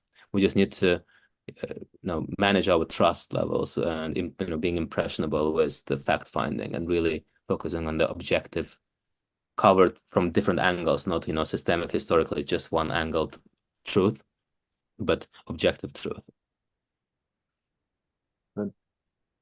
Petra, are we overreacting? Is the threat overstated from AI and disinformation? No, I don't think it's overstated. I think it's really dangerous, and particularly in the context of what I said, bad actors. That could be individual bad actors, that could be terrorists, that could be state bad actors, or that could be simply a party, that wants to gain votes. I don't think we overreact. In the southern African region, you can meet people who say where the disease is also the remedy growing, like in terms of herbs. And I've always found this kind of, maybe not being naive, not soothing, but I do think the only remedy is people, is kind of the human factor. I'm not saying we don't need regulations. We do need regulations. But in order to have the regulations fast enough across the world, it also needs human beings organizing that. But I also want to highlight one other point, that easily gets forgotten. It is about creating vast networks and alliances, because we can learn from multi-stakeholder collaboration in sustainable value chains or in ocean acidification or in all the other challenges that we have in climate change, etc., that there are lots of different organizations already working in the right direction. And we do have, just to name a few, the International Fact-Checking Network, we have the Global Coalition on Digital Safety, we have the Global Network on Extremism and Technology, the Coalition for Content and Provenance and Authenticity, we have the Global Disinformation Index, the Alliance for Security Democracy. By the way, they have just published a report giving examples around Europe where people can learn from each other. One among them is media literacy education in Estonia. So we have a lot of different kind of foundations, alliances, networks, etc., that you could say are part of civil society. And imagine they get together and imagine you get this knowledge together and also the work that they do in terms of tracking truth, or tracking fake news. I think a lot can be done, and these are just a few. I'm sure there are many more. So it's really about people getting together in terms of networks and alliances. And imagine, let's dream of a future. Imagine I get a video sent by this green minister saying, no, individual houses are now forbidden. You need to kind of demolish them. So, and it's a real video. And imagine that this comes from a friend of mine in a WhatsApp message, and with this message came a note. This is an AI created video. Don't trust it. It may not be true. Yes, I mean, I'm just dreaming of a technology, but I'm saying I do think we have the capability of dealing with the issue in a different way.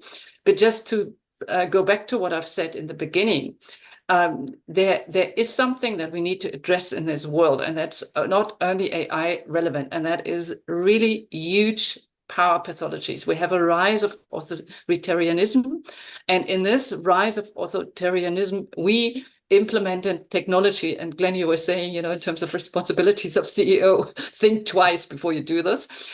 We without addressing and really naming these power pathologies, what they are, and not just kind of legitimizing any kind of governance.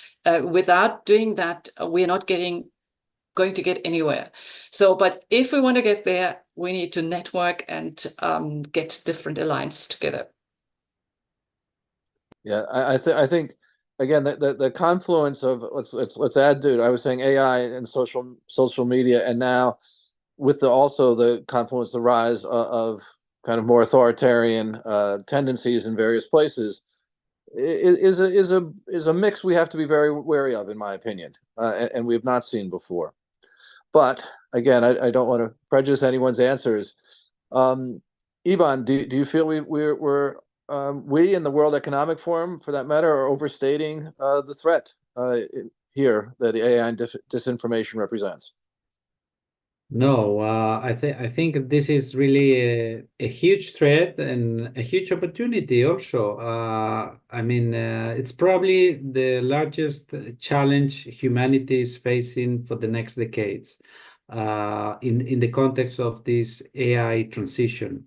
We have big challenges, as we know, also related to climate change, related to inequalities worldwide, related to social instability and so on.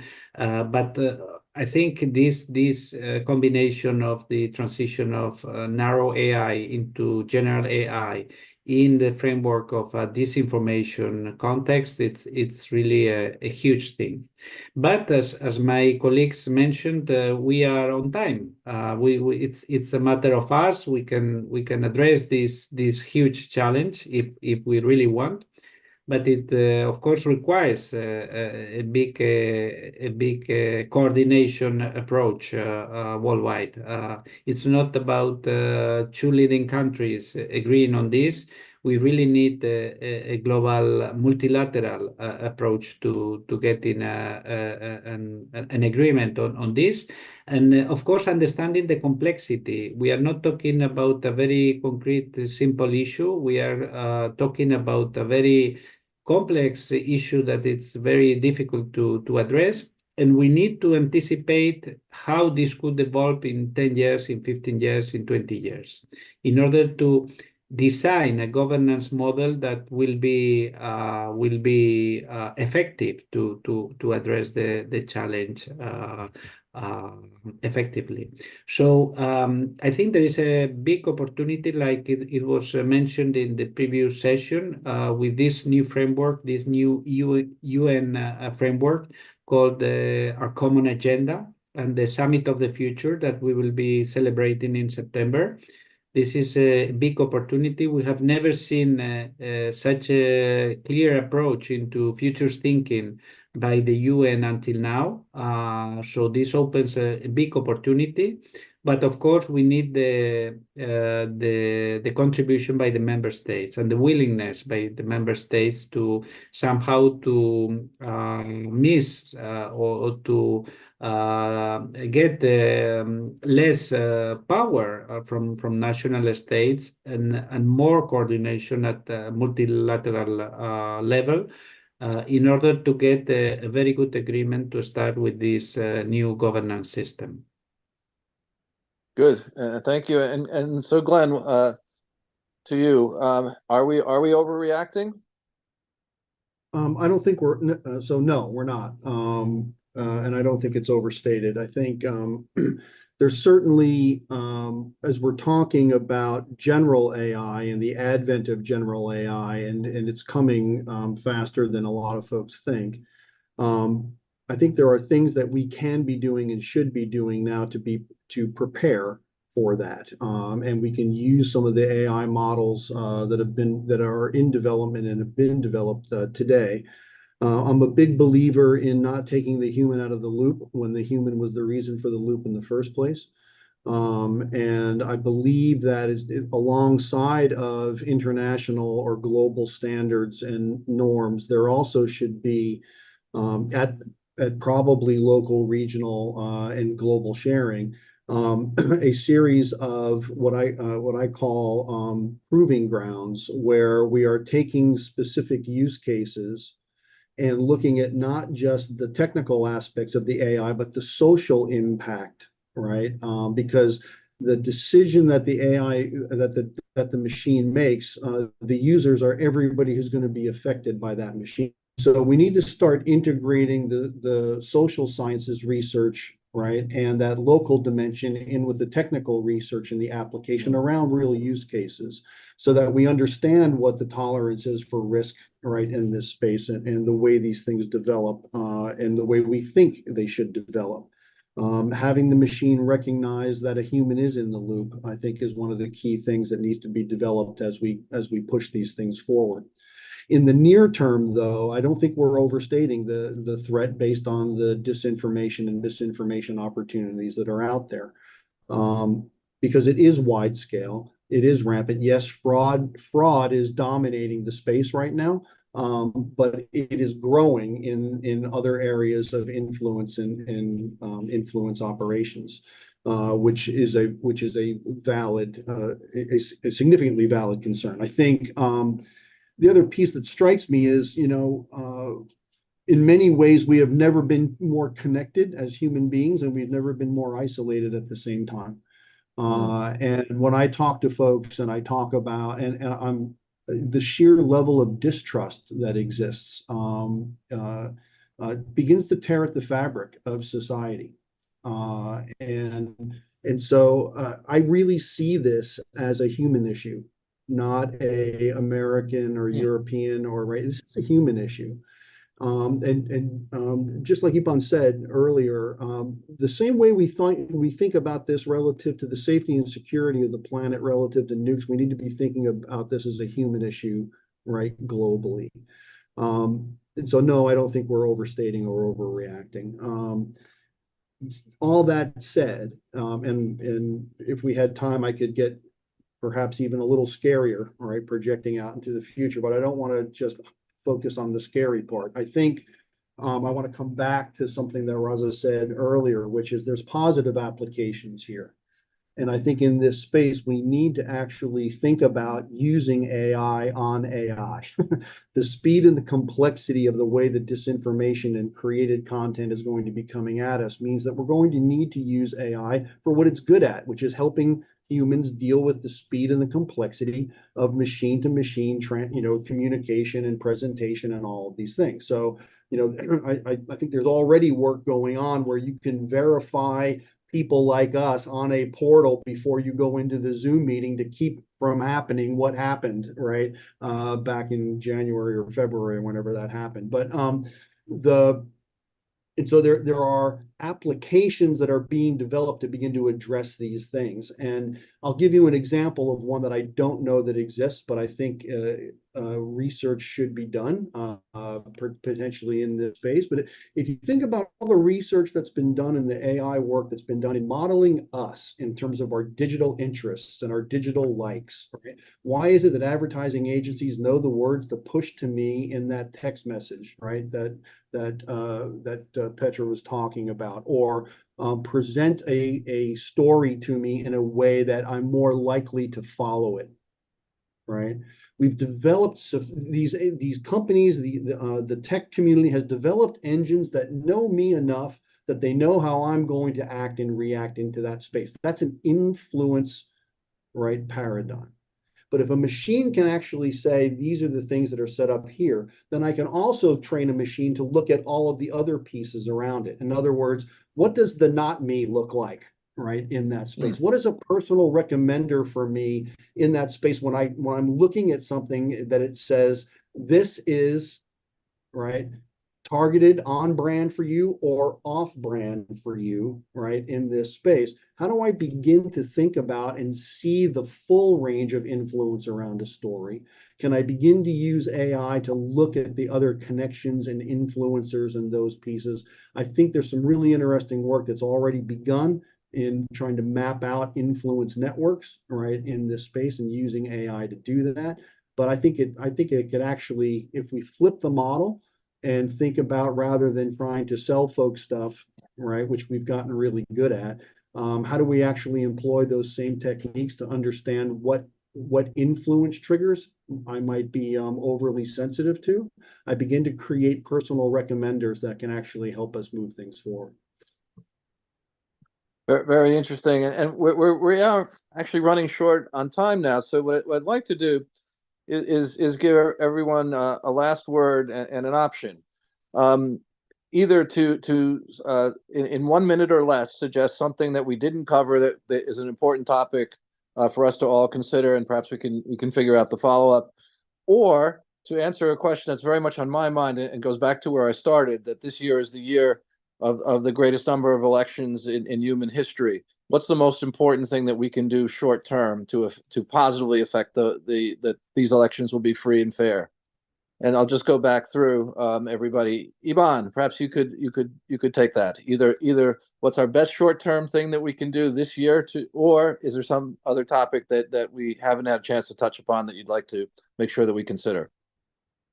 Sure. As you said, this is a very, very important key year for this issue. We have two big elections in June and November.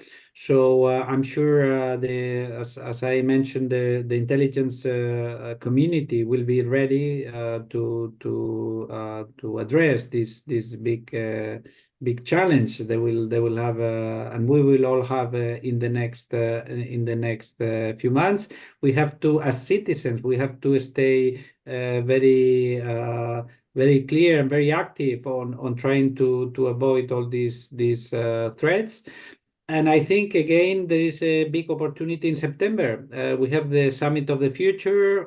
Many things will be discussed in that summit related to climate change, related to social situation. But of course, this should be another big issue.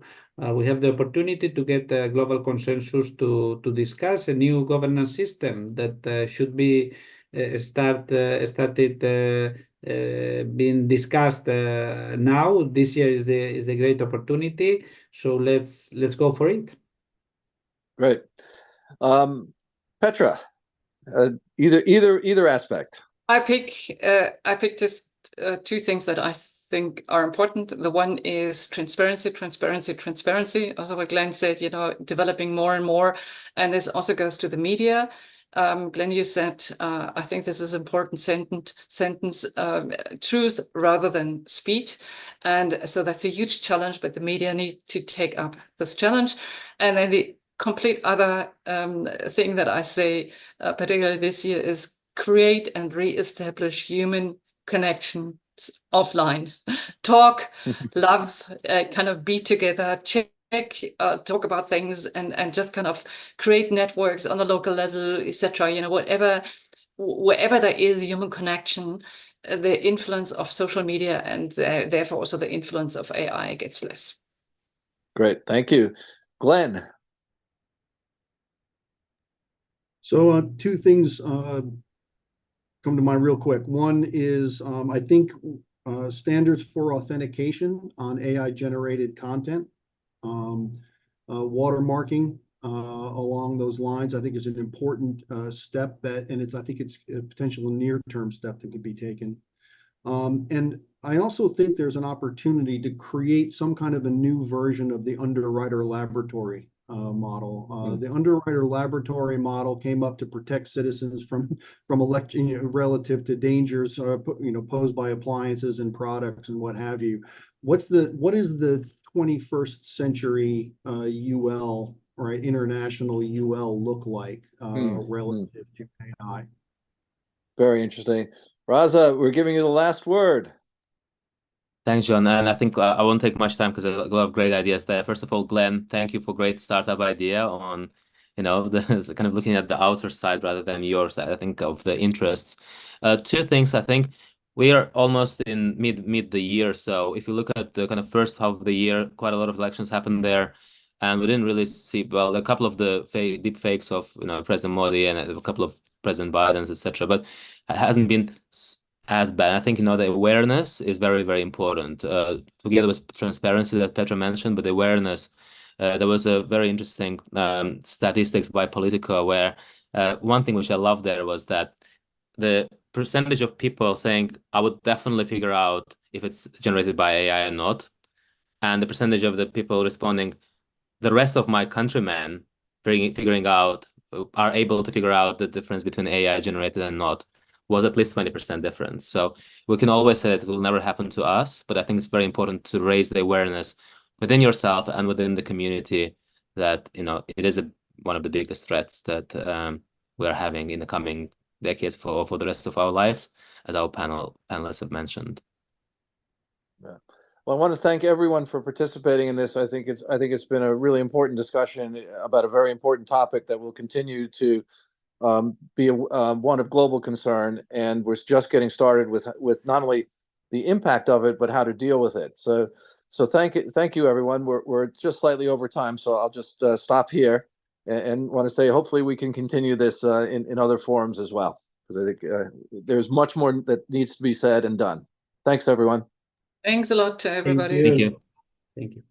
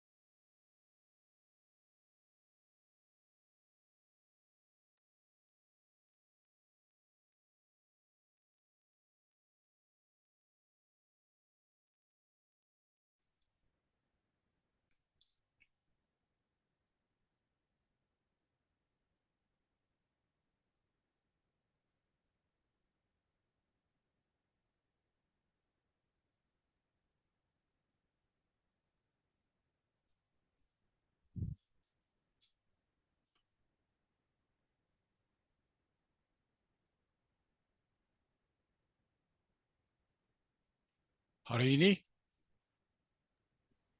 Good evening, Dr. Neskovic. Yes, Ah, you hear me? Okay. yes, I do hear you. Okay, yes. Very good. Very Hello, good. everybody. Hi, Nebosta. Hi, Hugo. Hello, this is Thomas here. How are you? Hello.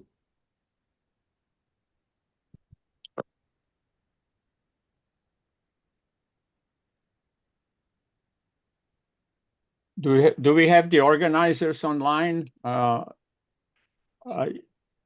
think Harini is her name. Harini, just to know. Yes, we have all the presentations ready. So whenever you want to do it, yes, we will do it. Harini, our chair, Nebusha, just asked me to shorten the presentation. Could you be so kind to delete slides 4, 5, 9, 10, 11, 12, and 18?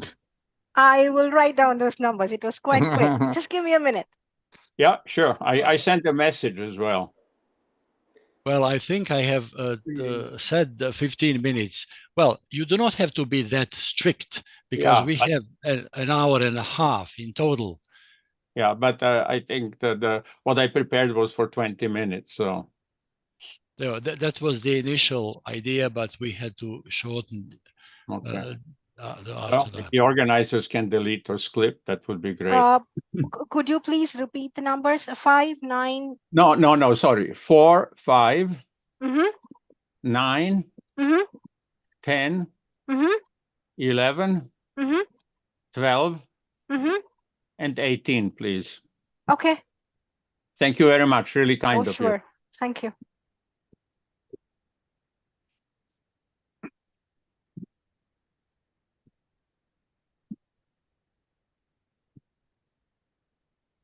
Hugo, you will show your slides by yourself?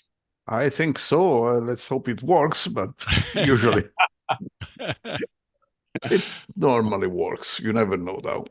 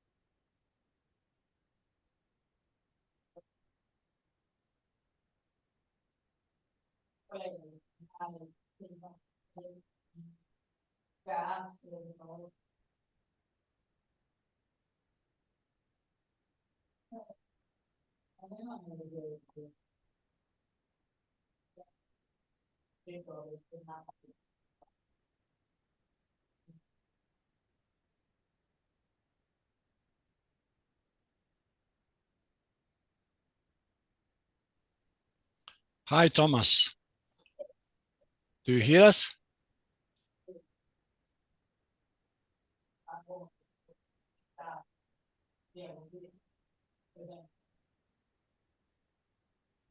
Thomas, do you hear me? Oh, yes, I do. You do. You hear me?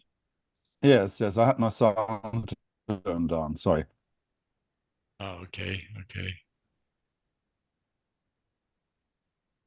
Well, Would you like to say a few? my connection is relatively weak. Just if I lose the contact, you just continue, please. It happens here these days. The internet connection, that's what I mean.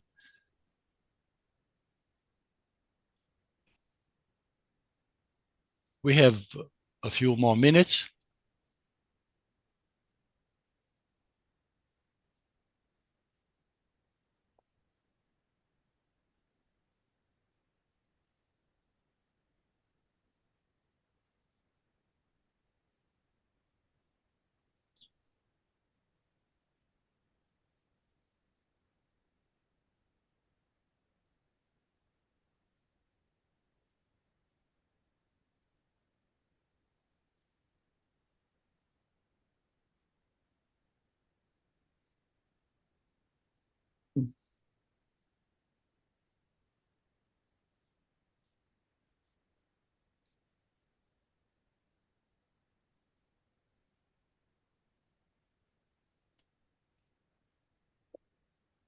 Comincia ora. Una cliccatina? No. Quando mi servono ce n'ho milioni, quando non.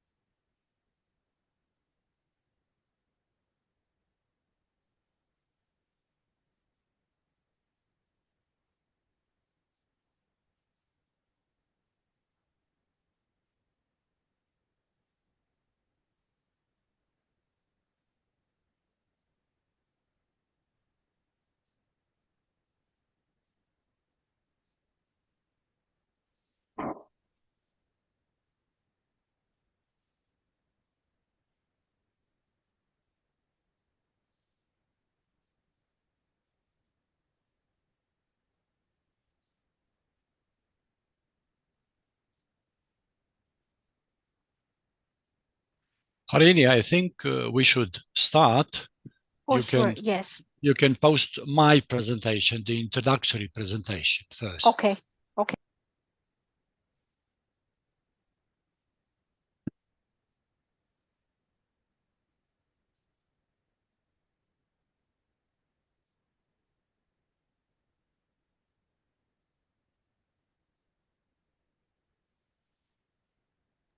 Okay.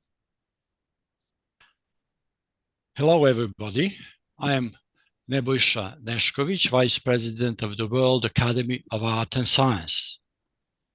This session within the WAAS at 64 conference, entitled Sciences for Food, Water and Energy Security, is a part of the WAAS program of Sciences for Sustainable Development, which is one of the programs of the Earth Humanity Coalition, prepared within the International Decade of Sciences for Sustainable Development. The decade was proclaimed by the United Nations General Assembly in August last year. The coalition, the Earth Humanity Coalition, is an association of international, regional, and national scientific organizations, including WAAS. WAAS was one of its founding members, and the foundation happened in April this year. And the coalition has been preparing and implementing various programs within the decade in close cooperation with UNESCO.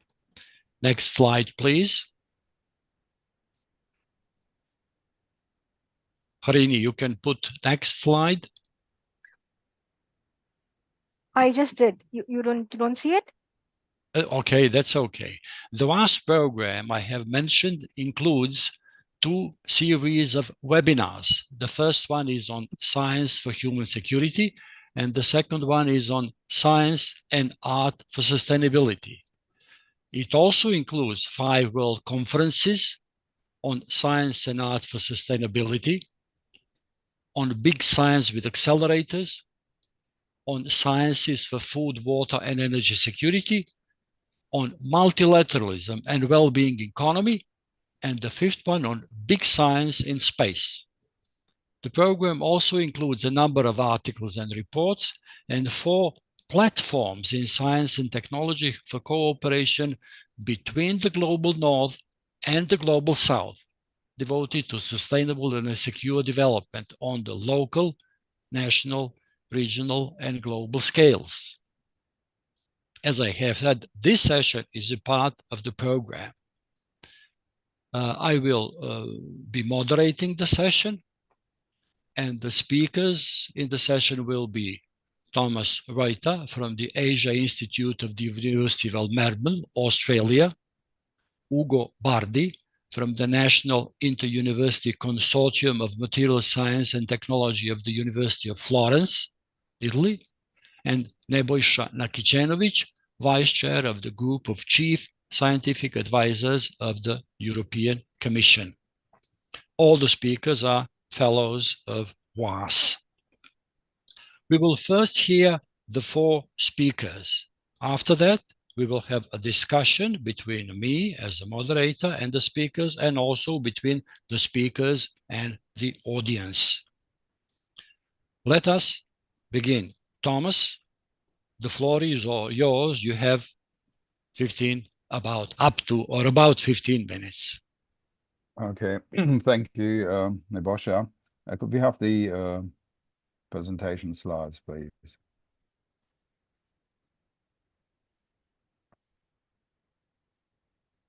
Okay, thank you. And probably go to a full screen. Was that?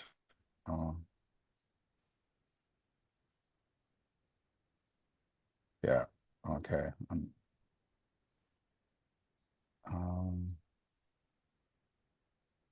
No, that's cutting it off on the bottom. That's not really working.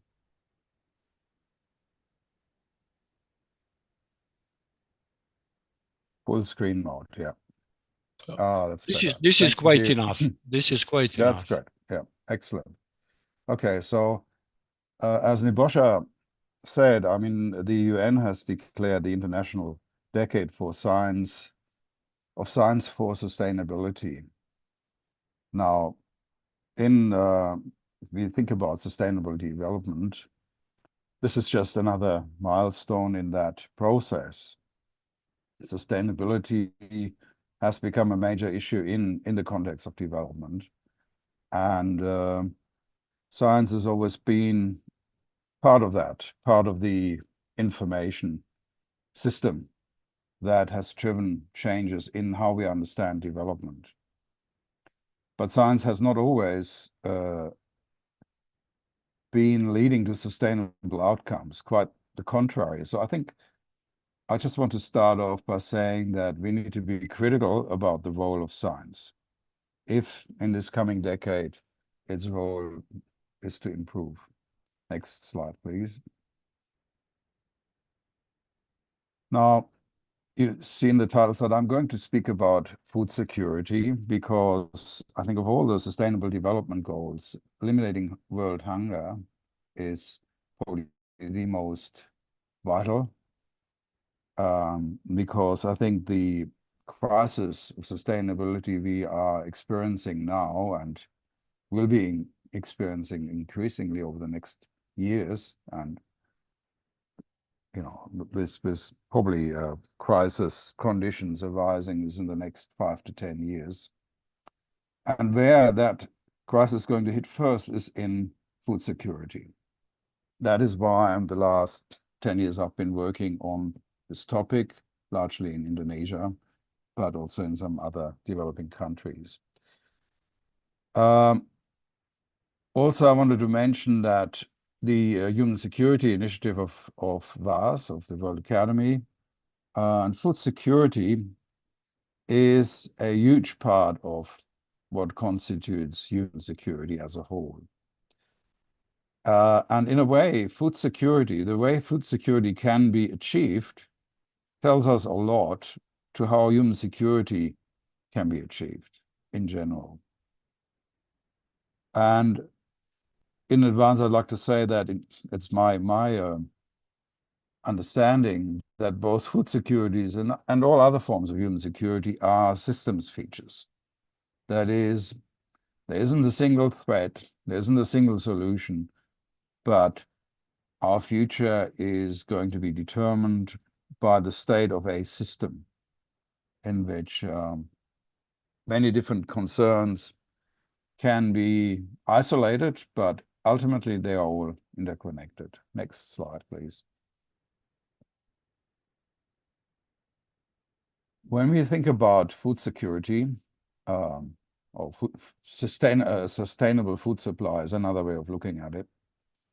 There are a number of risks that we face on the side of demand, supply, ecology, and distribution or market risks. Next slide. So I will go through these 4 points. The one is demand. The obvious thing that comes to mind is population growth.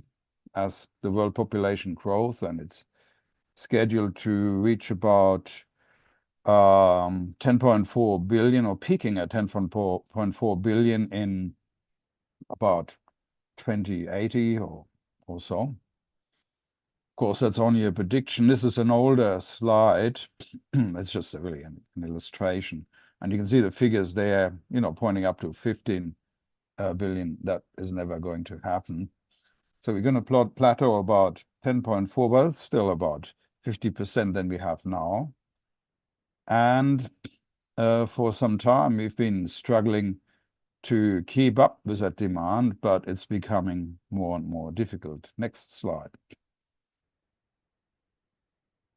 The problem is not only that the number of human beings is increasing, but what they eat is changing. And one of the main issues is that as countries like China, for example, become more affluent, the proportion of their diet that is from animal sources, I mean meat and dairy products, is increasing. And just to pick one out there under beef and mutton, and you look at India, it's increased 100% it's scheduled to increase by about 138% between 2006 and 2050. So the per capita needs are increasing, largely because a meat-based diet has a much greater impact. It's not as sustainable. You need about 8 kilos of vegetable protein to produce 1 kilo of meat protein. So you need a lot more land, a lot more water, greenhouse gases in agriculture, which are 3%, about a third of all greenhouse gases come from agriculture, and most of those from livestock. Next slide.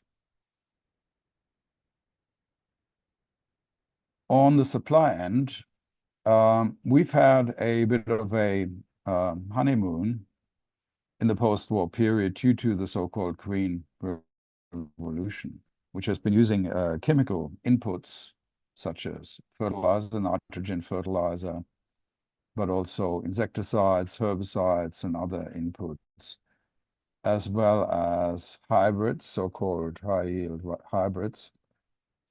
And of course, all this is driven by science. And for a while, we've had improved yields, and we can expect them to improve. This is kind of an economist's view of the future. The solid line is what we will likely have. The dotted line is what we need. So you can see it's like a scissors, opening. You have a increasing gap between what we think we can produce and what we will produce, what we will need. So there is a supply gap.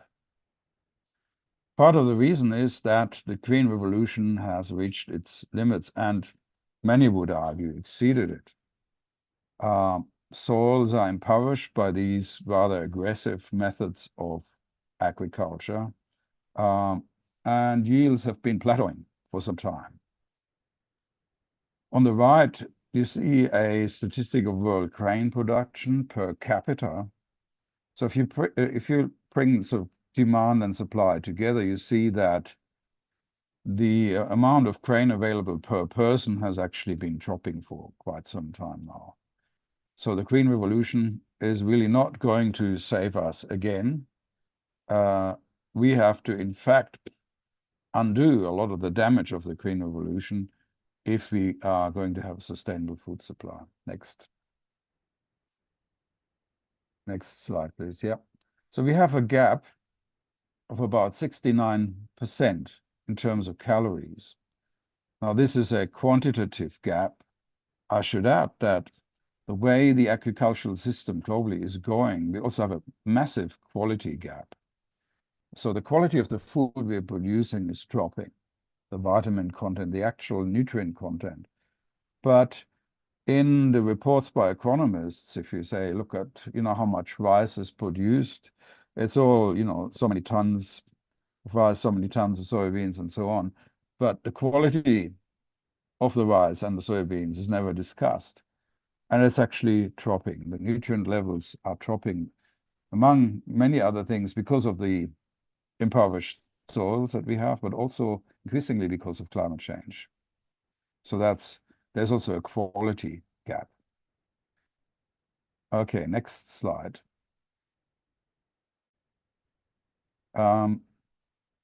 Now I will turn to some of the more narrowly sustainability issues, like threats that come from a deteriorating ecology.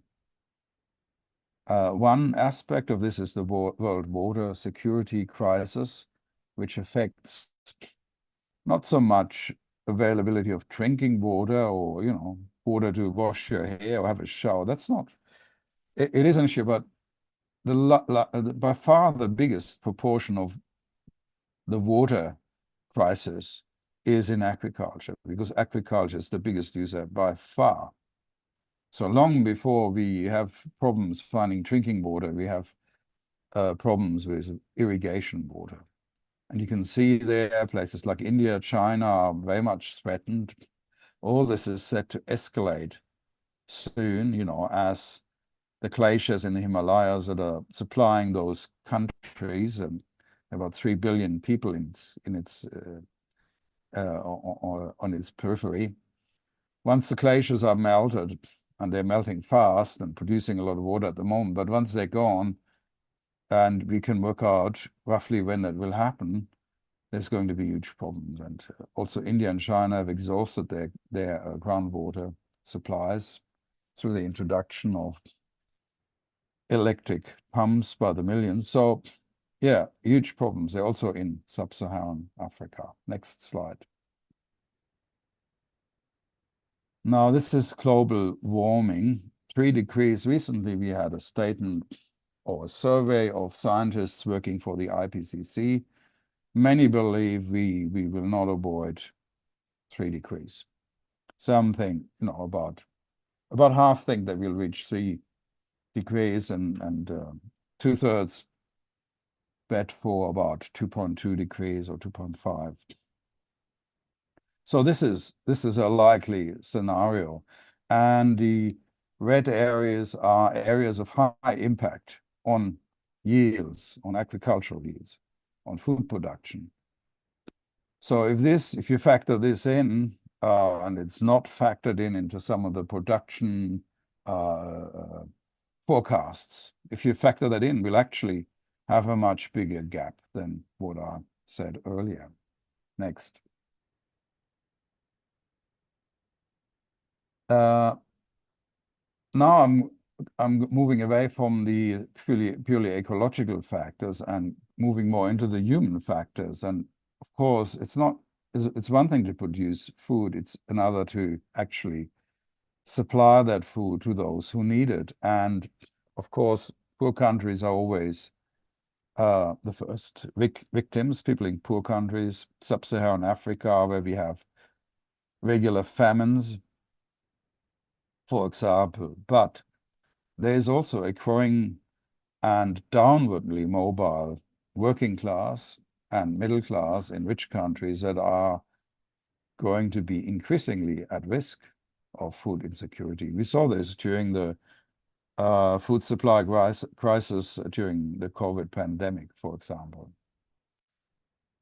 The other thing is that distribution matters a lot, because a lot of countries and certainly a lot of households depend entirely on purchasing food, imports at the national level and at the household level. Yeah, most of us, work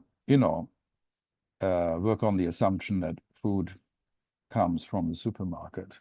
We have no access to any means of producing food, most of us. So there is a lack of food sovereignty. So the market is more and more in control of the food supply, and that creates a dependence. If you don't have money, you're in trouble in a crisis, and more so compared to the kind of food sovereignty we had previously, where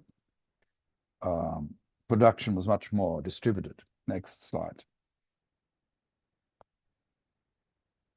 This is a graph showing some of the cartel formation in the world food system, and how few companies really are in control of what we have available in the supermarket. So in a way, there is a process of market capture and cartel formation. These are called the big 9 in the food industry. And there's also market manipulation. In a crisis, speculators move in, they bet on increasing food prices, and in doing so actually amplify the volatility, the movements in the market. Next. This graph shows how the volatility in the food market has changed. I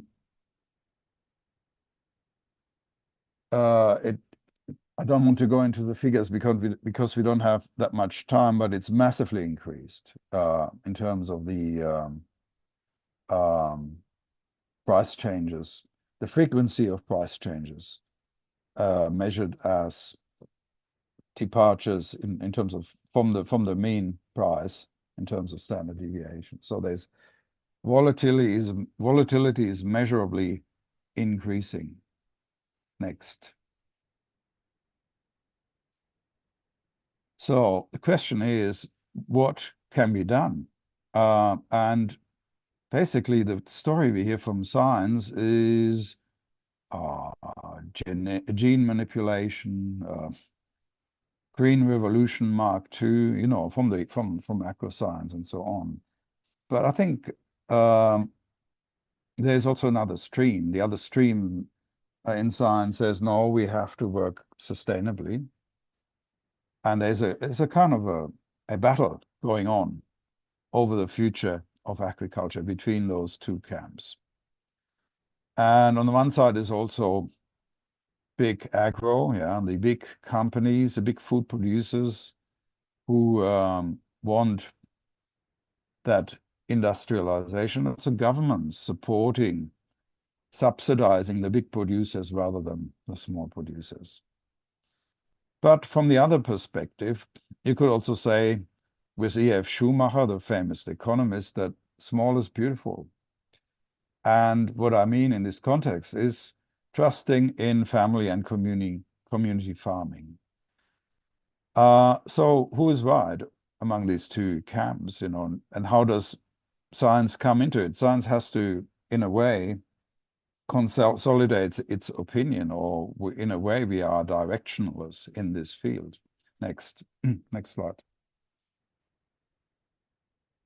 The fact of the matter is, and a fact that cannot be stated often enough, that small farmers control about 1/4 of the arable land, but produce 2/3 of the world's food already, or rather still, because more and more land is lost to small farmers and bought up by investors.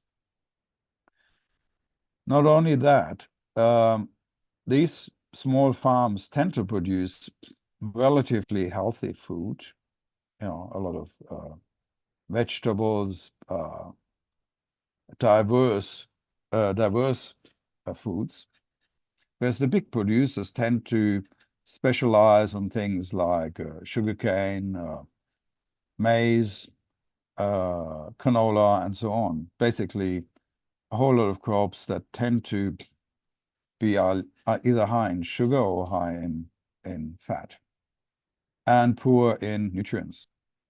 So the healthy food, until this very day, comes largely from small farmers. And the same is true of small fisheries as compared to big industrial fisheries.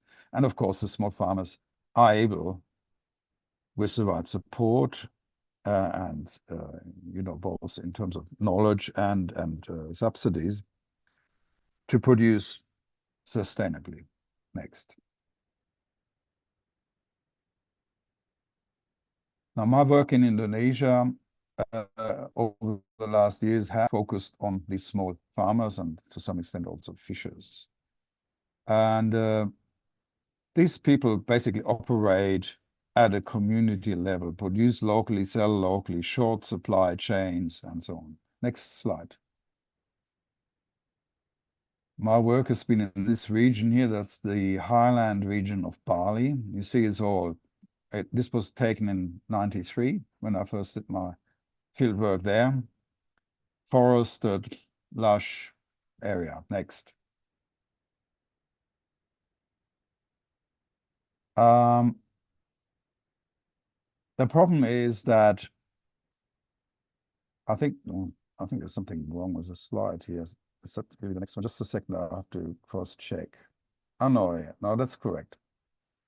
One of the problems with the small farmers in Indonesia, for example, is that governments interfere in their operations massively. In Indonesia, the state fixes the price for staples like rice, and cooking oil, and so on. So it's called the State Logistics Agency, or Bulog. Now, what that means is that in order to feed the poor, who are poor because they receive low wages, which is great for industry and great for exports and all that. So to keep this low wage sector going, you have to have a price for stable food, and how do they do it? They do it on the backs of the small farmers, pushing the price down and making their profits shrink. So it destroys farmers' livelihoods, this kind of intervention. And also, farmers suffer from the astronomically increasing cost of chemical inputs. And you might have heard of the massive wave of farmer suicides in India. It's not quite as bad in Indonesia, but a lot of people just leave the sector, especially younger people don't want to continue. Next slide.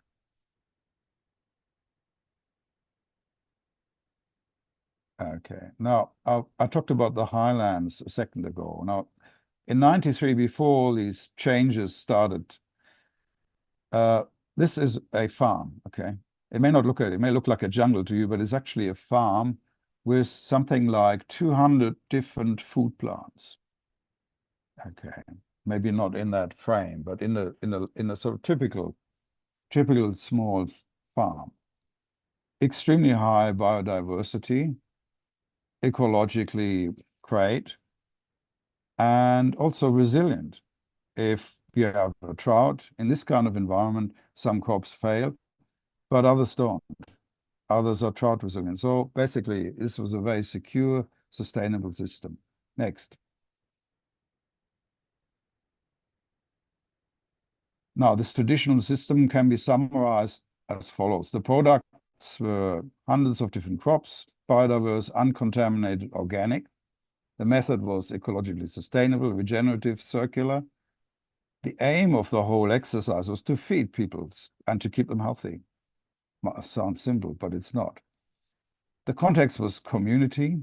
The result was 100% food sovereignty, as in people didn't need to buy food, no market dependence, and pretty solid food security.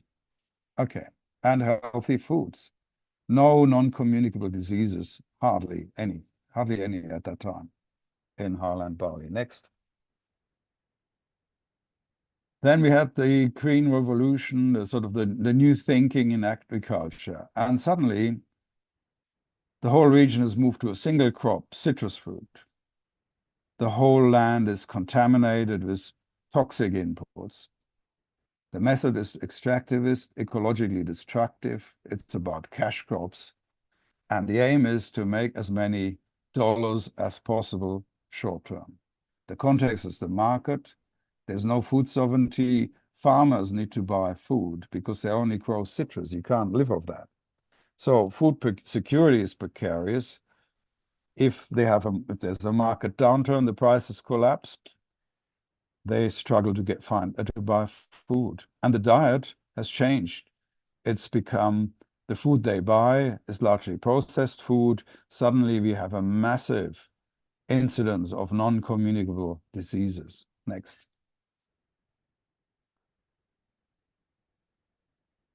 The forest is gone, as you can see from this picture. Okay, next slide. There you see some of the citrus fruit being loaded onto trucks. And next.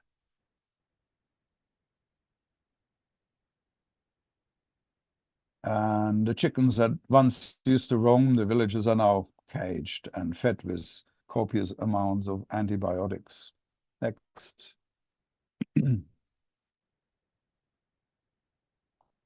And these are offerings to the gods, actually. You know, a little bit maybe about Bali and its a Hindu religion, a form of Hinduism. But even the offerings for the gods are now, the junk food has arrived. So even the gods have to eat junk food, and let alone the people, the children, the school children. That's just a little symbol of what's happened to people's diet. Next. This shows cardiovascular disease, cancer, diabetes, and hypertension and stroke in Southeast Asia. And you can see how massively that's increased from almost nothing to, a very high incidence in some cases, in particularly diabetes and hypertension. Typical civilizational diseases, as we call them, well, wrong kind of civilization. We're actually losing the civilization we had when it comes to diet. And these countries like Indonesia are not prepared for this. People are really dying en masse from diseases like diabetes that we might find manageable here in the West. Next. So there's a huge, economic cost as well. Whereas in a lot of these developing countries, it used to be the infectious diseases that were the biggest public health burden. That's all changing rapidly, also in India and many other places, China, and so on. Next.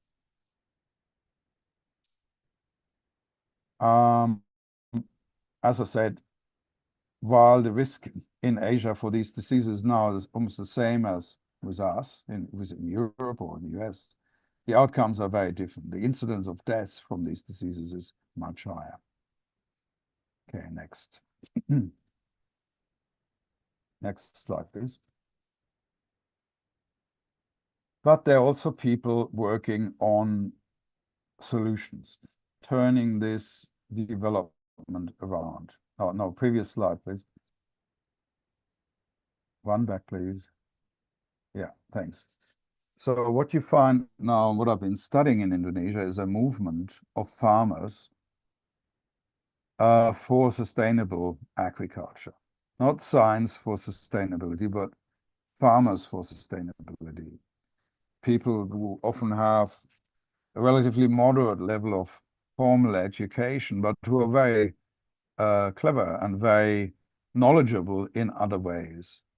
And there's now a national movement of farmers that has about 2 million members, and they are coordinating their efforts, saving seed, getting off the addiction to chemical inputs, producing organically, shortening supply chains, working with consumer organizations to direct market their product, and so on. So there's a lot happening. And frankly, in my 20 years of experience with international organizations trying to bring about change in the world, and I mean science organizations, frankly, what gives me hope is not those organizations, but these kinds of grassroots initiatives. If something is going to save us, it's going to come from below, I think, because these are the people who are not talking the talk, but walking the walk and actually making massive changes on the ground, real change. I believe science needs to get behind this kind of initiative. It needs to get behind small farmers, needs to lobby national governments to change their subsidy programs and stop the subsidies all going to the big players and redirect them to small farmers. The farmer protests in Europe. I think it is a lot about that problem. Those protests are largely about such problems. These farmers are able to produce in a very clean way, in a circular way, and they're innovators. And these solutions, I think, need to be shared. And science can play a big role in looking at how to reform the system, the governance, the policy, the support systems, and learn from the farmers about how they are doing it also at an organizational level. Okay, that's really all I wanted to say. Thank you. Thank you very much, Thomas. Let us continue. We have to go on. Ugo, you are the next speaker. Please, the floor is yours. You have 15 minutes, please. Thank you, Nebojsa. Do you hear me? Is it okay? Yes, thank you very much.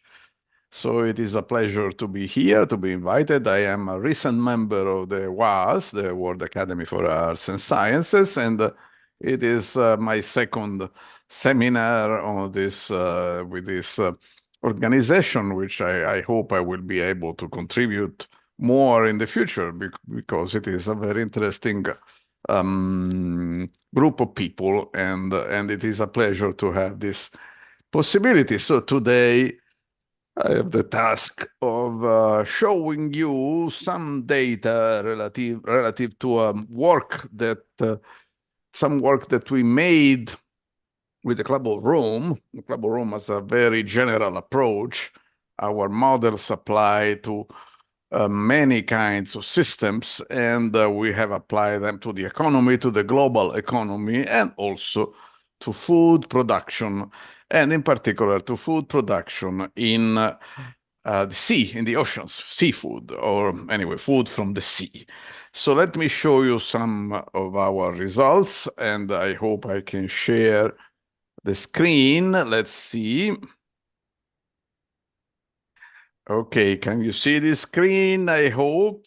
And let's Yes, see it's if okay. Okay. If the only problem I have is that I cannot make it in. Let's see if I can show the view normal note master slide. Wait, 1 second. 1 second. I want to show you the whole screen, but 1 second, I don't know how to show it to you. I know that that's something would. Sorry to interrupt. There is a Yes, slideshow. please. There is a Yes. slideshow on the top, the menu that says slideshow. Please click on that.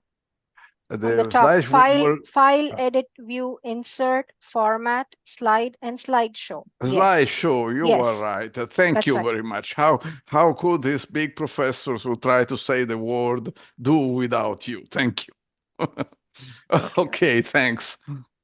So we have this concept. Let me show you first a little bit about the Club of Rome. As you know, the Club of Rome is the organization which produced the study titled The Limits to Growth in 1972, which is shown here on the right side in the yellow square. And you see these curves. They were the results of one of the first models, one of the first global models, which tried to not so much to predict, but to envision the future, what the future could be if we were to keep in our ways. And this first study in 1972 was very much in line with the presentation, with the results that Professor Reuter showed to us before, because he shows that the food per capita should have peaked around 2020. And one of the slides that you showed to us shows exactly that. The food per capita actually peaked around, if I remember correctly, your slide, it was around 2010. And that's exactly what it could have happened if some lines had been pursued within this work. So you see, this Ugo, model. sorry, the slide is too big. I think it was Status better. big. It's too big. It's better as it was before. It's smaller, but we will see everything. Now we see Okay, only I'm parts. sorry. There is always something is wrong, but I think you can see it in here. Is it right? This is okay. I think this is it okay? You Sorry can just make about the frame a bit bigger about if you want. some Yeah. modest capability of controlling these mysterious things. Anyway, we keep going. Yeah, I think it's better for me too. So it's I was surprised by your slide, Professor Reuter. It's exactly what was predicted 50 years ago. Unbelievable. But I'm not going to speak about that today. I'm going to focus on one of the reports that we produced for the Club of Rome in 2019, titled "The Empty Sea," prepared by myself and my colleague Ilaria Perissi, where we applied the same model to the ocean, to the fisheries, to food production from the sea. And rather quickly, this is the way these models are made, but I'm not going to to go into this because it will take a lot of time, just to show you, but the models are not so complicated, actually. If you compare this to things like a climate model, then you see this is a toy model in comparison. But the point I'm trying to make is that models have to be effective by considering only the fundamental elements of the system. You can make a bad model if you consider too few components, but also if you consider too many, and that's a typical problem with modeling. You try, and sometimes you succeed in examining the system by choosing the right number of parameters. And the modelers who created the first world models in the 1970s, they had this skill. They could create models that caught the main elements of the system. So let me go to the seed, to food production. And there is a difference. And as I said, I'm not going to go into the details, but what you see on the left is a typical conventional model. The way models of food production or fishery production are made, they are excellent models, but they take into account normally mostly what is below the sea. You see here in this model, they take into account the stock of fish, the ecological parameters, how many the fraction of fish which is captured at the landing, and also economic factors, but it is all below. A true dynamic model may be simpler. This is highly simplified. A real model is much more complex than this, but this image on the right catches the main elements of the system. It is an integrated model which includes the economy, the economic system. It is an economic system which make it possible for the fishing industry to operate. And the resources here is the fish stock. So this model is important, it's fundamental because it contains an element that conventional economic and fishing models do not have normally, the concept of overshoot. Overshoot is an idea which was proposed back in the 80s and was incorporated in the models, the dynamic models created by the Club of Rome. It is a fundamental parameter of the way we exploit the natural resources. And unfortunately, I must say that it is not well understood by most economic models. Economic models are normally based on the idea that there is an equilibrium point.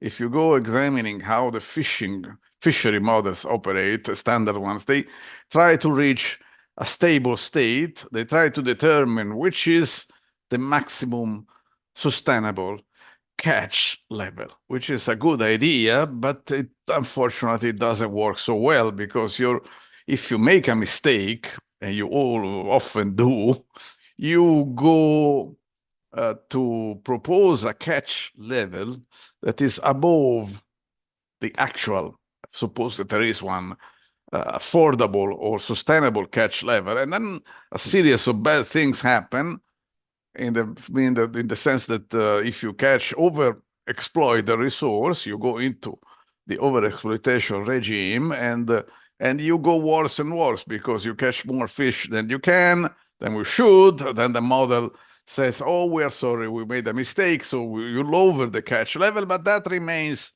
over the limit. And so the end of the story is the destruction of the resource. This is the essential point of the dynamic modeling of resource exploitation. It's very interesting because when you study this subject, the study of how fisheries are managed, then you see a lot of discussion, and some people speak about the managed destruction of the fish stock, which is what happens. It has happened many times. I'll show you a few examples, and that's not the way, unfortunately, to manage a resource, but unfortunately, it is not the way you should, but it is the way it is done, very unfortunately. So let me show you some very simple results. This is a simplified model of overexploitation show you that the resource, the fishery, the fish stock, is consumed, and the production of the resource, this curve, this bell-shaped curve, the fish production goes through a maximum and then declines to zero. Actually, there's many cases in which this happened for real. So the model catches this fundamental point, and personally, I got interested into this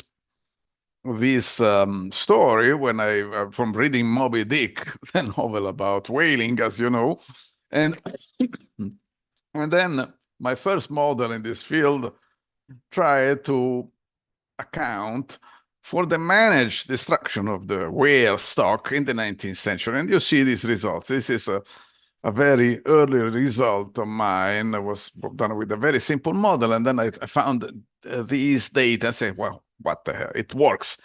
So what happens here? On one side, you have the whales, this curve. On the other side, you have the fishing fleet, the whaling fleet, actually, in this case. And you see that there is a typical overexploitation curve that eventually led to the complete destruction of the species of whales which were hunted back in 19th century. Now the cycle restarted later on with other kinds of whales, but the story is the same. If we keep fishing, we keep hunting, we keep even cultivating, also it's the same thing, and we exploit a non-renewable resource or slowly renewable resources such as whales, it's you eventually destroy it, and that's a big problem as you see, and that's very general. I can show you some data for the overall fish catch in the United Kingdom. Another case in which, apart from oscillations caused, of course, by wars and things, you have another typical bell-shaped curve that goes up and then goes down. And this has not recovered yet. This is an interesting case. I could tell you a lot about this story because I've been studied a lot, because we know everything about fishing in the United Kingdom, and we know how people tried to overcome the decline of fishing. The way they tried to do that was the wrong way. Again, they fished more, and fishing more causes the stock to go down more. And we go down more, the system goes eventually down to zero, and that's very bad. But it can be worse, actually. If you like to see a little more, I can show you a modification model, which is the Seneca model, what I call the Seneca model, from the Roman philosopher, who had this advantage of being the first who noted that things grow slowly and then fall rapidly. It happens all the time. And I'm not going into the details of this model because I just have a few minutes left, but let me just show that we are not talking about just models, but about things that happen for real. This is the case of caviar in the Caspian Sea, which showed exactly this behavior. It's overexploitation and what is a managed destruction of the stock, despite the fact that the catch of caviar was managed from the institutions. It was in a planned economy, the Soviet Union, but it was poorly managed and destroyed. This is very typical, and it can be worse. I mean, it doesn't depend so much on whether you have a state-controlled economy like caviar in the United States, sorry, the Soviet Union, but also in a system which is completely free market. In principle, you had no, you did have quotas, but the quotas never worked. So the cod fisheries in Canada, in Eastern Canada, they went through this interesting. I think you could be fascinated by this curve because it shows first a slow growth. At some moment they had a glorious moment in which they say, "Wow, so much fish, we're doing very well." And then you remember this age in the early 2000s when 1990s when you have this cod in the form of fish. Fish sticks were very common in the Western world. The fish sticks still exist, but not anymore from the Eastern Canadian cod. They are made now from other fisheries, cod fisheries. And this is unfortunately what happened. And you can imagine, oh, this is going so well. It's wonderful. We go all the way up to the stars, and then bang, it went down. And this was a lesson that some people learned.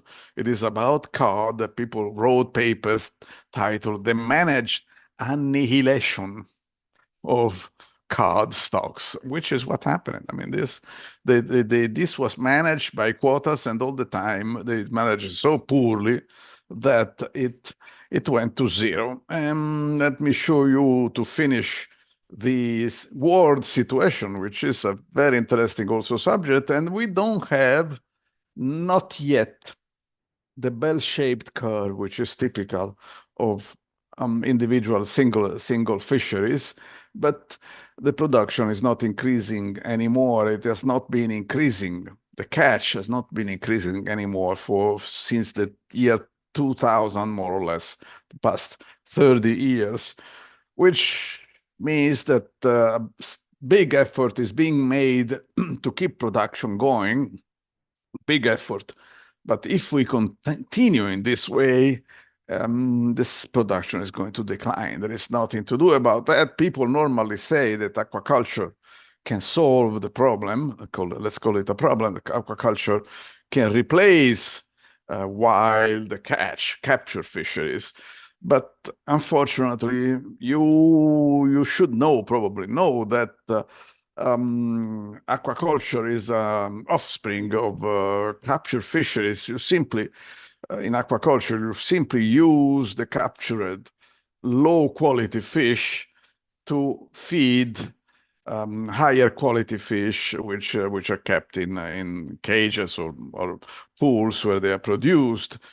So we have this interesting moment in which the standard fisheries are capturing low quality fish, but you can still find salmon, tuna, and other kind of expensive fish in supermarkets, because it is produced at the expenses of the low quality fish captured by the fisheries. Now, notice that the fish that you capture here is not eaten in large part by humans. It is used to feed the expensive fish. So it is a net loss for humans if they need to eat. Not everybody, of course, can afford to eat aquaculture salmon, for instance, one of the most common things. So you see how many interesting things are in this field. This is fantastic. But let me close and summarize that the point: we have the system dynamic models realistically describe fisheries.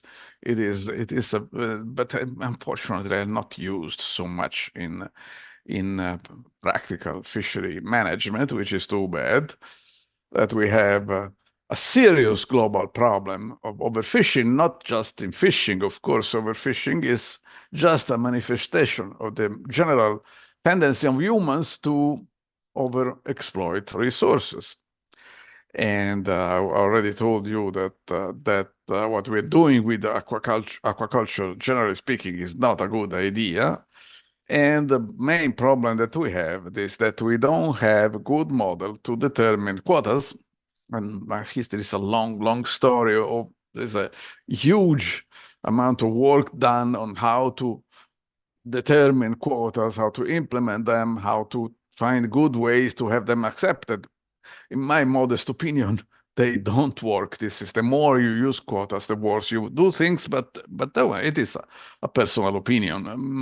Maybe somebody will find a good way to use quotas to avoid overexploitation, but it's very difficult. So I spent about 15 minutes presenting to you the problem, and now I would need some time to present you the solutions. But I just stop here. And my impression is that we need a different kind of approach, of course, which is very general. So do we need marine reserves? My opinion is yes, they're a good idea, because once you decide that a certain section of the sea is off limits, then you don't have to worry about quotas. That part of the ecosystem will be saved, and this will be a kind of new rules. But I think we need new actors, because also the fishing industry, the worldwide fishing industry can be described with a term which I would say far west, like in the movies, because it is really extremely difficult to manage such a huge enterprises, which includes practically the whole world, with actors which go from industrial fisheries to the low, to the traditional fisheries, small-scale fisheries. So it's an extremely difficult field, which is in the hands of some highly powerful players. Again, as Professor Rother said, it's the food industry is in the hands of a few entities which don't necessarily have the stability of the ecosystem in mind. So thank you very much for your attention, and I think I can stop here. Thank you very much. Thank you, Ugo. Thank you very much. It was very interesting, but we should go on. Naki, you are the next, please. Thank you very much. I'm really delighted to be on this panel. And I would like to thank the Academy for the invitation. Let me say, like Ugo, I'm also a recent member, so it's even a bigger pleasure to have a chance to say a few words. Can I have my first, the slides, please? I will be now speaking about energy security. But before I do that, let me just say that I was introduced as vice chair of the group of chief scientific advisors to the European Commission. I just want to avoid any misunderstanding. I'm speaking here on my own personal capacity and not on the behalf of the scientific advice mechanism of the Commission. And I said I'll be talking about security in energy. I don't think that can be separated from the affordability of the energy. And exactly like Thomas said at the beginning, this is a systems property. It's not only about supply, it's also about the systems transformations and about the end use and services. Next slide, please.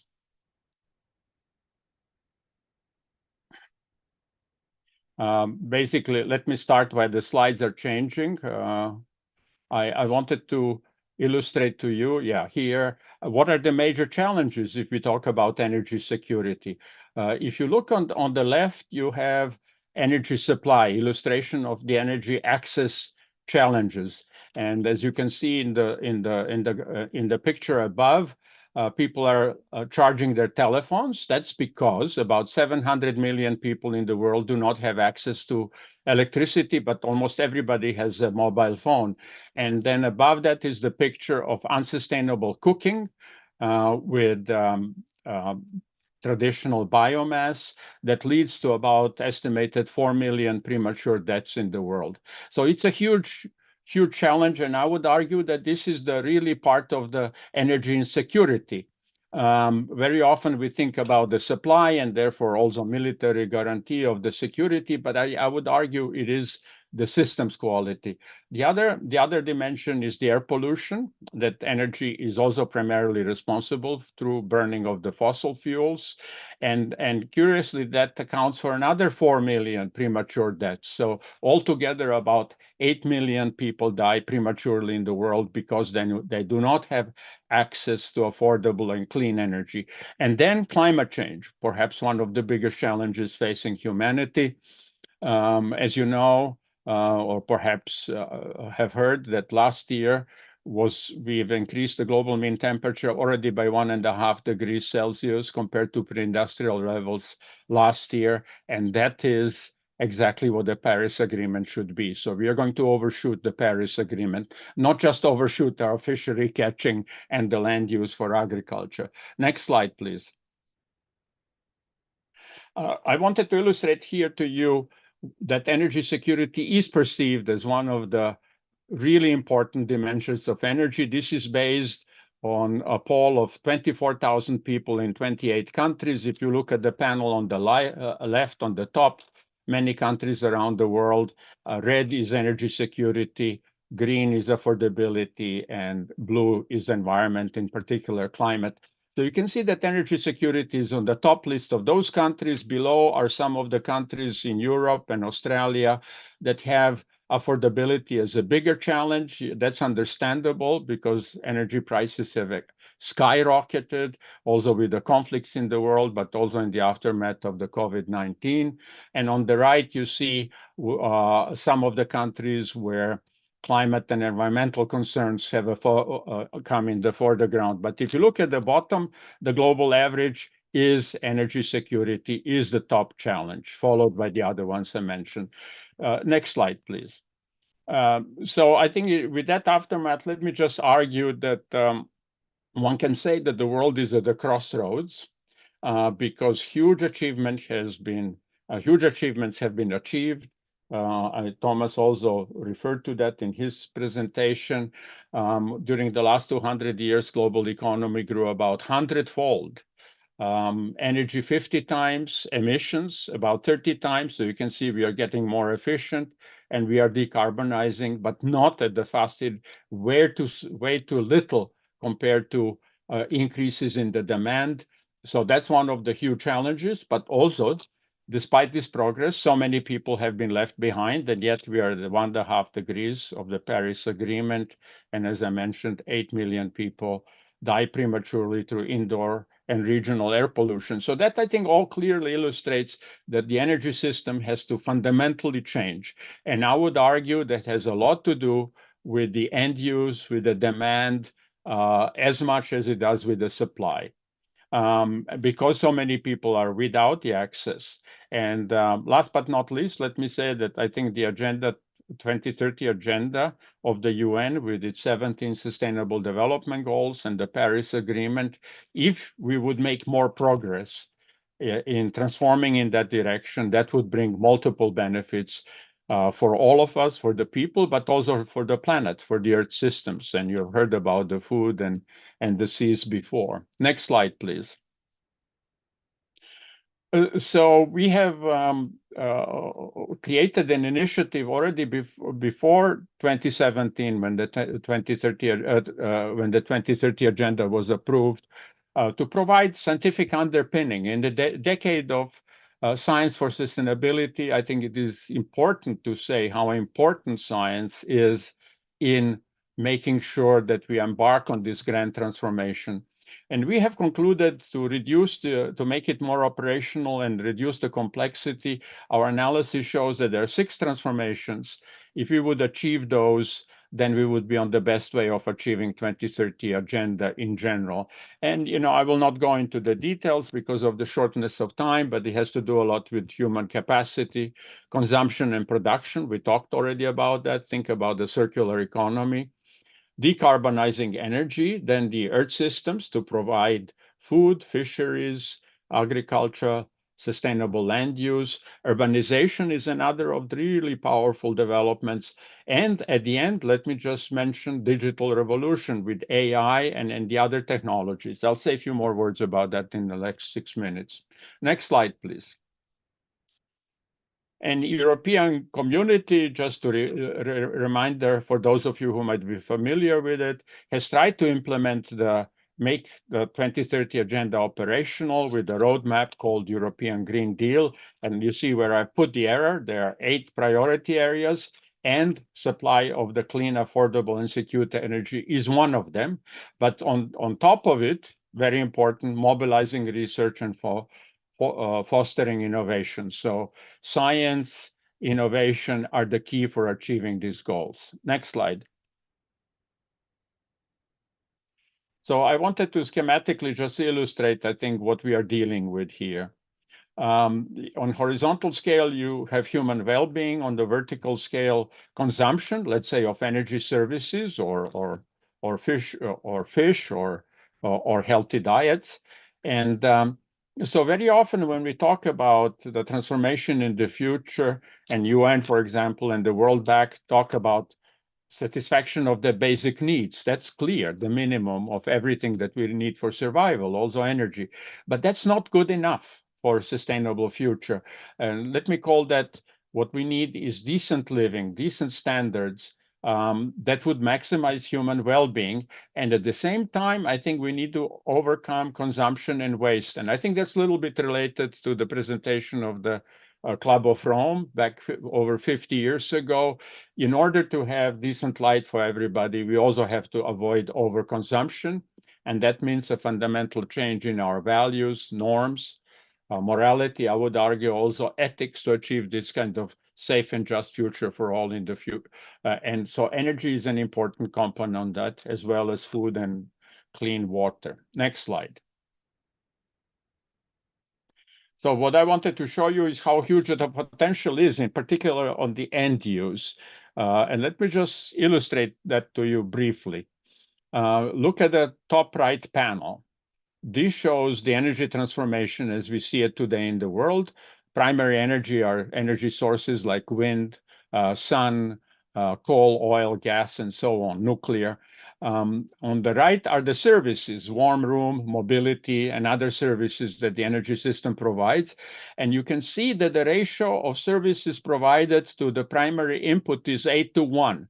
That means that every unit of saving on the end use through sustainability and sufficiency measures will be multiplied 8 times on the primary side. That means it would reduce the requirements by 8 times. Okay, this is a theoretical maximum. You would say that we cannot realize all of that, but what if we can realize a factor of 2 or 3?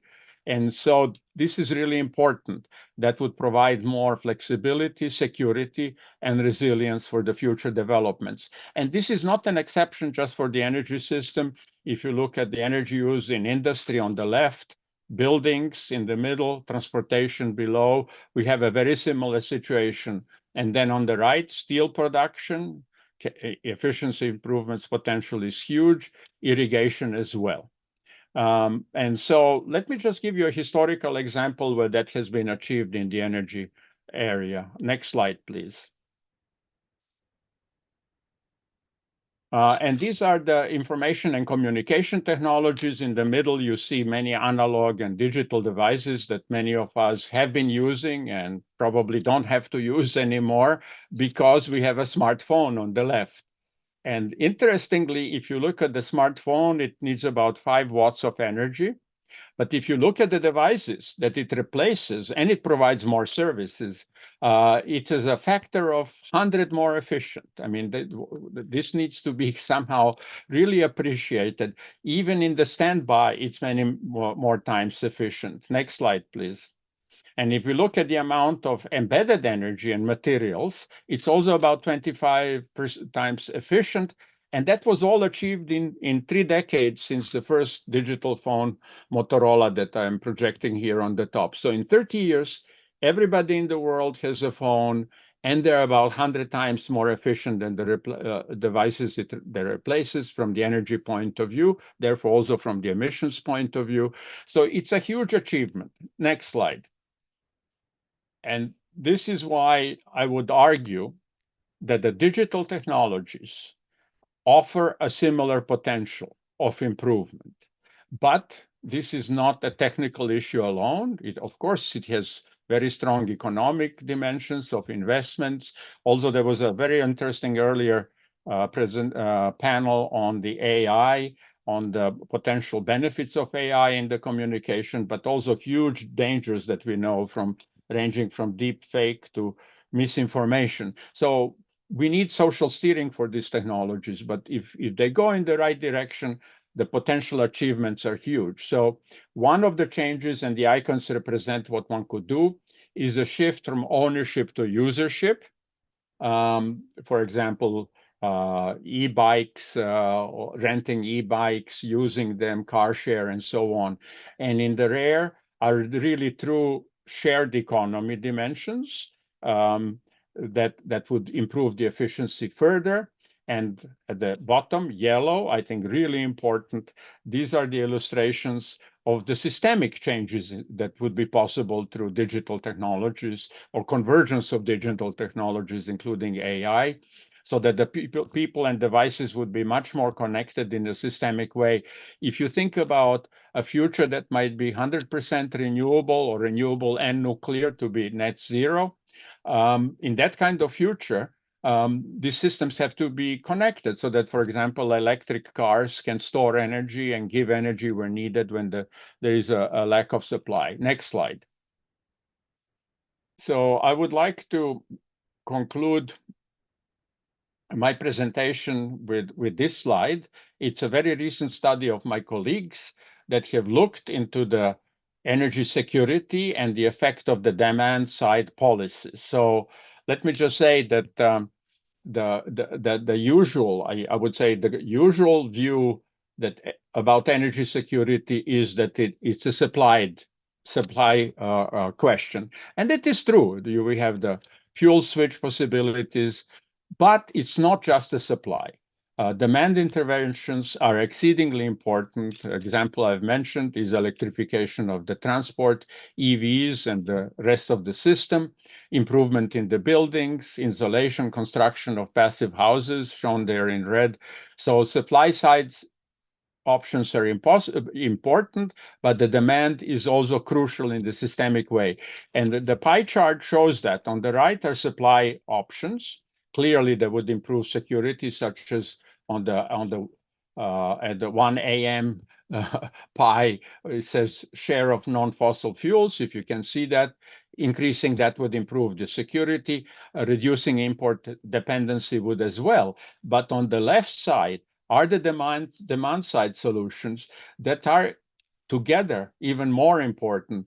If you look down at 5 o'clock or 7 o'clock pie, it says final energy efficiency. This is what I've shown where the potential is huge, going from final energy to services, or at the top at 11 o'clock, saving in primary energy demand forces. So I hope I have illustrated to you that without a major transformation, we cannot achieve the energy goals, and that the energy demand and energy services in the systemic context are the solution. And then last slide, I would like to thank you for listening to me briefly and illustrate. Can I have the last slide, please? And illustrate two of the publications on which I've based my brief intervention in this panel. Thank you very much. Thank you, Naki or Nebojša, very much for a very interesting presentation. We have about 20 minutes, between 15 and 20 minutes for the discussion. And I'm asking first the speakers to put questions to each other if they have them. Please go on. Thomas, Ugo, Naki, please. Okay.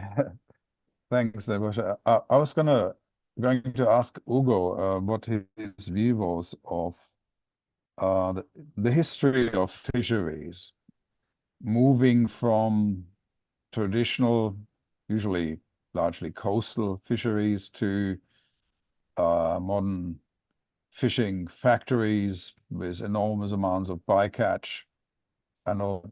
Where do you think there is a place for small-scale fisheries in a sustainable model? It's a good question. Small-scale fisheries do exist, actually. They operate, they produce food, and they support coastal populations mainly. So right now what we are seeing is a huge, I would not call it fight, but interaction of this huge fisheries, huge industrial fisheries, and these small fisheries that continue to operate in the coastal regions. The United Nations are trying to control, to regulate, to manage this situation, but it is very, very difficult. So your question is interesting, but I'm not sure I can answer it. There is still a space. For the time being, they are surviving. But we have to be careful, because even small fisheries can overexploit and destroy resources, especially if you go to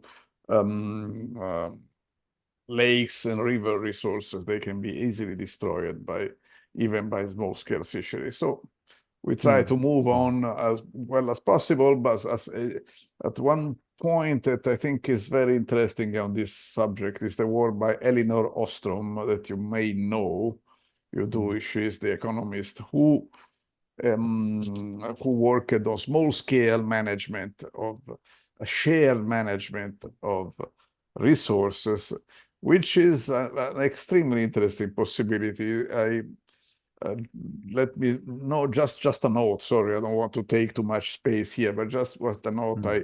I've been working with people in the mountains of Italy who have been managing the forest for since Middle Ages, hundreds of years, and still the resource is still there. The forest is still there because it's been micromanaged, Ostrom style, which is typical. The problem with fisheries is that it is extremely difficult to do that. They are even Ostrom herself, I don't think she studied fisheries because it is honestly a bit savage, if you allow me. And so one of the many problems we have. Sorry, too many things I said. Thank you. Oh, thank you. Thank you. Yeah. Okay. Actually, More, if- excuse me. Please go on, Thomas, please. if I may, the other question I had, I'm sorry to be hogging the space here, but to Ugo, was about coral reefs. We've been told that in the next 10 years or so, they will all be gone or largely gone. Or certainly in the next 20 years, what will be the impact of that on world That's fisheries, given that another a third of all marine creatures live in coral reefs? So what's going to happen? That's another very good question for which I don't have an answer. I can make models. I can make models, and the models catch something of the complexity of the real world. But really about coral reefs, it's an observation that is not for people like me who are modelists, but people who are biologists and naturalists. They say they are very worried. You know that as well as I do. So it's another critical point in our relation with nature, which we don't seem to be able to manage. That's what I can say. Okay. Yeah. No, thanks for the questions. And I have a question for you, then, Borja. Can I ask this question? Please go on. Okay, Go Thomas, on. do you think the people who work in the field that which you have shown so many interesting data, food production by agriculture, do you think they understand the fact that food production is increasing? Yes, but this increase is extremely fragile in the sense that it depends on the availability of synthetic fuels and fertilizers and pesticides. And it is going down actually in terms of food per person. But if you look at what is being said, normally they always say, well, we had the green revolution, as you showed, and it has been going up and will keep going up. And indeed, it is still going up a little, but per capita, no. Do you think people understand the implications of this situation? No, I think a lot of people don't understand the implications of that sort of fragility that is built into the aggressive industrial agriculture system that we have. And I mean, I talk to farmers also in Europe, in France and elsewhere, and the state of the soils is really quite bad. And we've been losing topsoil at a rapid rate because of overly deep plowing, use of monoculture and so on and so forth, loss of hedges, and it's complicated. But clearly it's very fragile. The gains that we've made are fragile, and we're seeing now that productivity per hectare is actually going down. And I want to also remind of that quality gap, because problem with these statistics often that they are only measuring calories. You want to produce a lot of calories, you want sugar and fat. And healthy food is something completely different. You may have an increase in calories without improved nutrition. So it's from the public health perspective, we are doing even worse than if you just look at the calories. I also have a question, Ebosha. Is it okay? Please go on. For Thomas and Ugo, essentially the same question.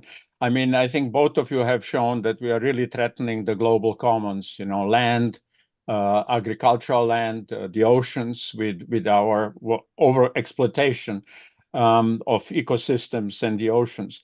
And, but my point is that I think you have both also pointed out that the food is no longer healthy. I mean, it's not just, it is fat as well, but and salt, high content of salt, but in particular, very high content of processed food. So we are ruining the system to produce relatively unhealthy food. So my question is perhaps too difficult, but how can we make sure to reorient people, not just for sustainable energy, but also for sustainable and healthy food, that in the supermarkets, up front, we have healthy food that is not more expensive than the processed and unhealthy food that brings many health and other disadvantages.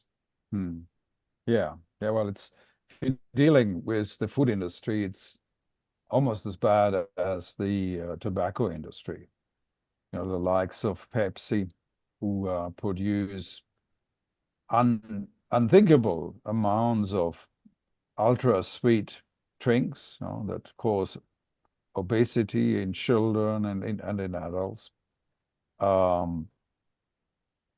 The additives they put in is really, these are drug dealers' methods, caffeine, energy drinks. And really, the only argument they put forward to justify, making money out of, mass fertilities,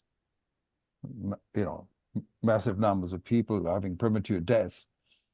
The only justification is, oh, well, the individual consumer has the right to choose what they put in their shopping cart. But it's actually, in many places, very difficult to find healthy food. In many American cities, for example, you have these so-called food deserts. You just can't find any healthy food. They don't stock it. And the problem is really regulation. It's just like the tobacco industry. When the motive is profit and only profit, what do you expect? You either have strict regulation or they're going to do whatever they can to maximize profit. That's just the nature. In fact, they have the duty to do so vis-a-vis their shareholders, you could say. There needs to be legislative change. On the other hand,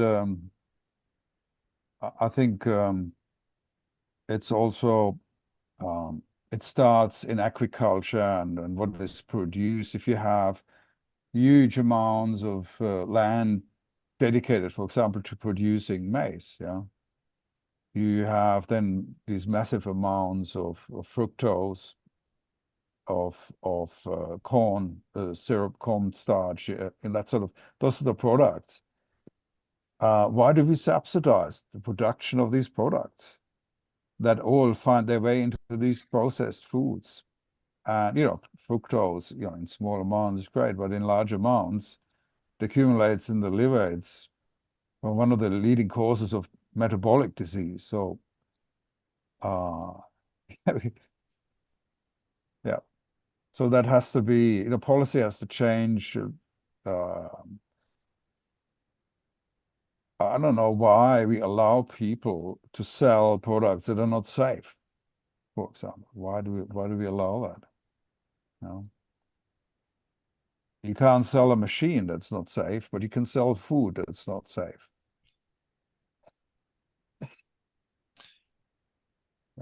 And if you allow me a comment on what Professor Rother said, is that we, in addition to the poor quality of the food, we have another big, enormous problem emerging right now. I'm sorry for the gentleman only talking about problems, but there is the problem of packaging. I don't know if you have stopped thinking about that. Is a subject that I am trying to work on right now. But you know, most of food packaging is made of plastics, which is not a bad idea in itself, because plastics allows to keep the food stable, to make it last longer in principle. Problem is that we are discovering right now the plastics is not so inert and safe as it was supposed to be. Maybe you know that according to the some studies, plastics contains some, how can you guess how many components? It's 130,000 components in plastic, estimated, probably more. So can you understand the difficulty of understanding what a single component may do or not do? And then we made this great idea. We make so much plastics, we keep growing, and then when we throw away the plastic, it is goes through the ecosystem, is eaten by the fish, and then we eat the fish and we eat the plastic. Not so smart, honestly. and so let's hope for the best. There is a question from that we received that was, what is the place for degrowth? Oh, please answer that. Yeah, I just wanted to say that it's yeah, coming you from wanted the audience. Please, you can please answer go it, on. Nebojsa, but No, just go on. my modest opinion is that we are growing. The problem we have, as Donella Meadows, one of the historical founders of the Club of Rome, said, the problem is only one: it is growth. But be careful, because it is not obvious that if growth a problem, it's not obvious that degrowth is a solution. Too much degrowth may be bad for you, at least in my opinion. Okay, we are very close to the end of the session. Let me put a question to Thomas, but it can also be a question to the others. Thomas has mentioned that the food crisis in many developing countries is in fact a result of the strong role of corporations and the weak role of the governments of these countries. This means for me that the problem can be solved only with an adequate ideological change or ideological shift, in which small farmers' organizations should become equal partners with all other stakeholders. Thomas, am I right? That's right, and it's exactly what is happening. So, you know, we said we have a lot of problems and no solutions, but this is actually happening, and farmers in Indonesia, I mentioned they have a 2 million strong organization. They are now directly approaching political candidates during elections, pushing them to make commitments to support them and their efforts. And that's good. Yeah, so they're kind of voting in blocks to support a particular agenda. They're exerting political pressure. That is happening. What is not yet happening is they're not quite yet aligned with consumers. And that's also in Europe. You have a strong farmers movement. Everywhere, you know, from Poland to France, you've seen the protests, but the link with consumers is weak. So I think consumers and farmers need to discover their shared interests and develop a joint political list of demands, because really they are in the same boat. You know, we have, for example, in Australia just had a big scandal because we had inflation there like everywhere else, and then it turned out that the two big supermarket chains had been profit gouging. In other words, they had some cost increases, but only accounting for about a third of the price increases for consumers. So the rest of the money they pocketed and had astronomical profits in the wake of COVID. So you can see that, you know, consumers and farmers were both squeezed by the supermarkets. They pay prices to the farmers that they cannot live on that kind of money, and the consumers cannot afford to buy food, let alone healthy food. So you can see how the corporations kind of squeeze both the consumers and the farmers, and they need to talk more, I think. Okay, since we are at the real end, just a quick question to Naki. After the first ever global nuclear energy summit, which was held in March this year in Brussels, what can you say very briefly about nuclear energy? What is this prospect, especially for developing countries? Do you see that? No. Yes, I do. I mean, as you know, I'm old enough to remember days when we were talked about 50 years ago that nuclear will make energy too cheap to meter, and so the experience has been different. But I think there are potentials in the future, and that is, I would argue, smaller, more resilient, more safe reactors. Also because of the emphasis on the energy security that puts pressure on producing energy domestically. I think the major challenge that needs to be overcome, and you asked me to be brief, so just last statement, the major challenge that needs to be overcome is the construction time, because that makes nuclear energy very expensive. So the construction time, overnight costs need to be reduced through smaller modular reactors that can be produced in large scale. I think that would empower nuclear to be a part of the zero carbon solution in the long run. Thank you very much. And now, since we are at the end of the session, let me thank all the speakers. I'm thanking you very much for a lot of information about the fields. We have covered 3 very broad fields, and we shall definitely continue to do so within the Academy in the forthcoming events. Thank you once again, and Thanks, goodbye. Sebastian. And Live Harini, long and prosper.